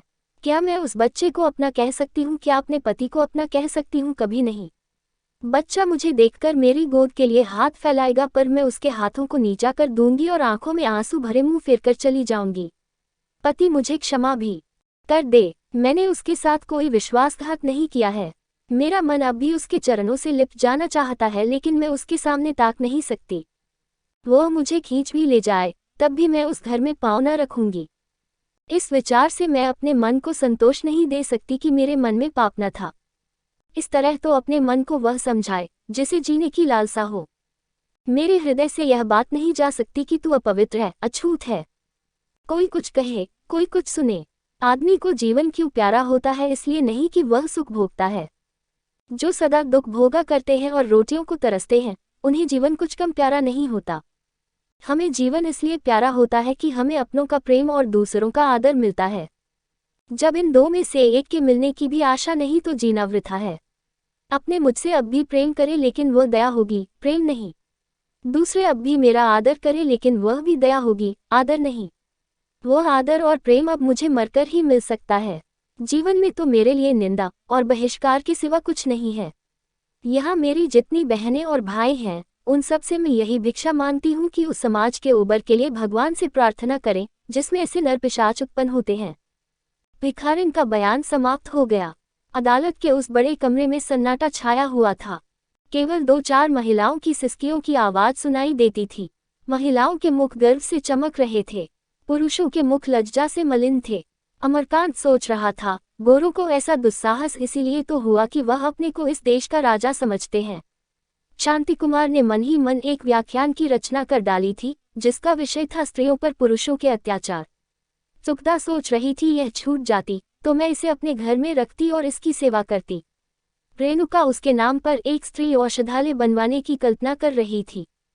सुखदा के समीप ही जज साहब की धर्मपत्नी बैठी हुई थी। वह बड़ी देर से इस मुकदमे के संबंध में कुछ बातचीत करने को उत्सुक हो रही थी, पर अपने समीप बैठी हुई स्त्रियों की अविश्वासपूर्ण दृष्टि देखकर जिससे वे उन्हें देख रही थी, उन्हें मुंह खोलने का साहस न होता था। अंत में उनसे न रहा गया। सुखदा से बोली, ये स्त्री बिल्कुल निरपराध है। सुखदा ने कटाक्ष किया, जब जज साहब भी ऐसा समझें। मैं तो आज उनसे साफ साफ कह दूंगी कि अगर तुमने इस औरत को सजा दी तो मैं समझूंगी तुमने अपने प्रभुओं का मुंह देखा। सहसा जज साहब ने खड़े होकर पंचों को थोड़े शब्दों में इस मुकदमे में अपनी सम्मति देने का आदेश दिया और खुद कुछ कागजों को उल्टने पलटने लगे। पंच लोग पीछे वाले कमरे में जाकर थोड़ी देर बातें करते रहे और लौटकर अपनी सम्मति दे दी। उनके विचार में अभियुक्त निरपराध थी। जज साहब जरा सा मुस्कुराए और कल फैसला सुनाने का वादा करके उठ खड़े हुए।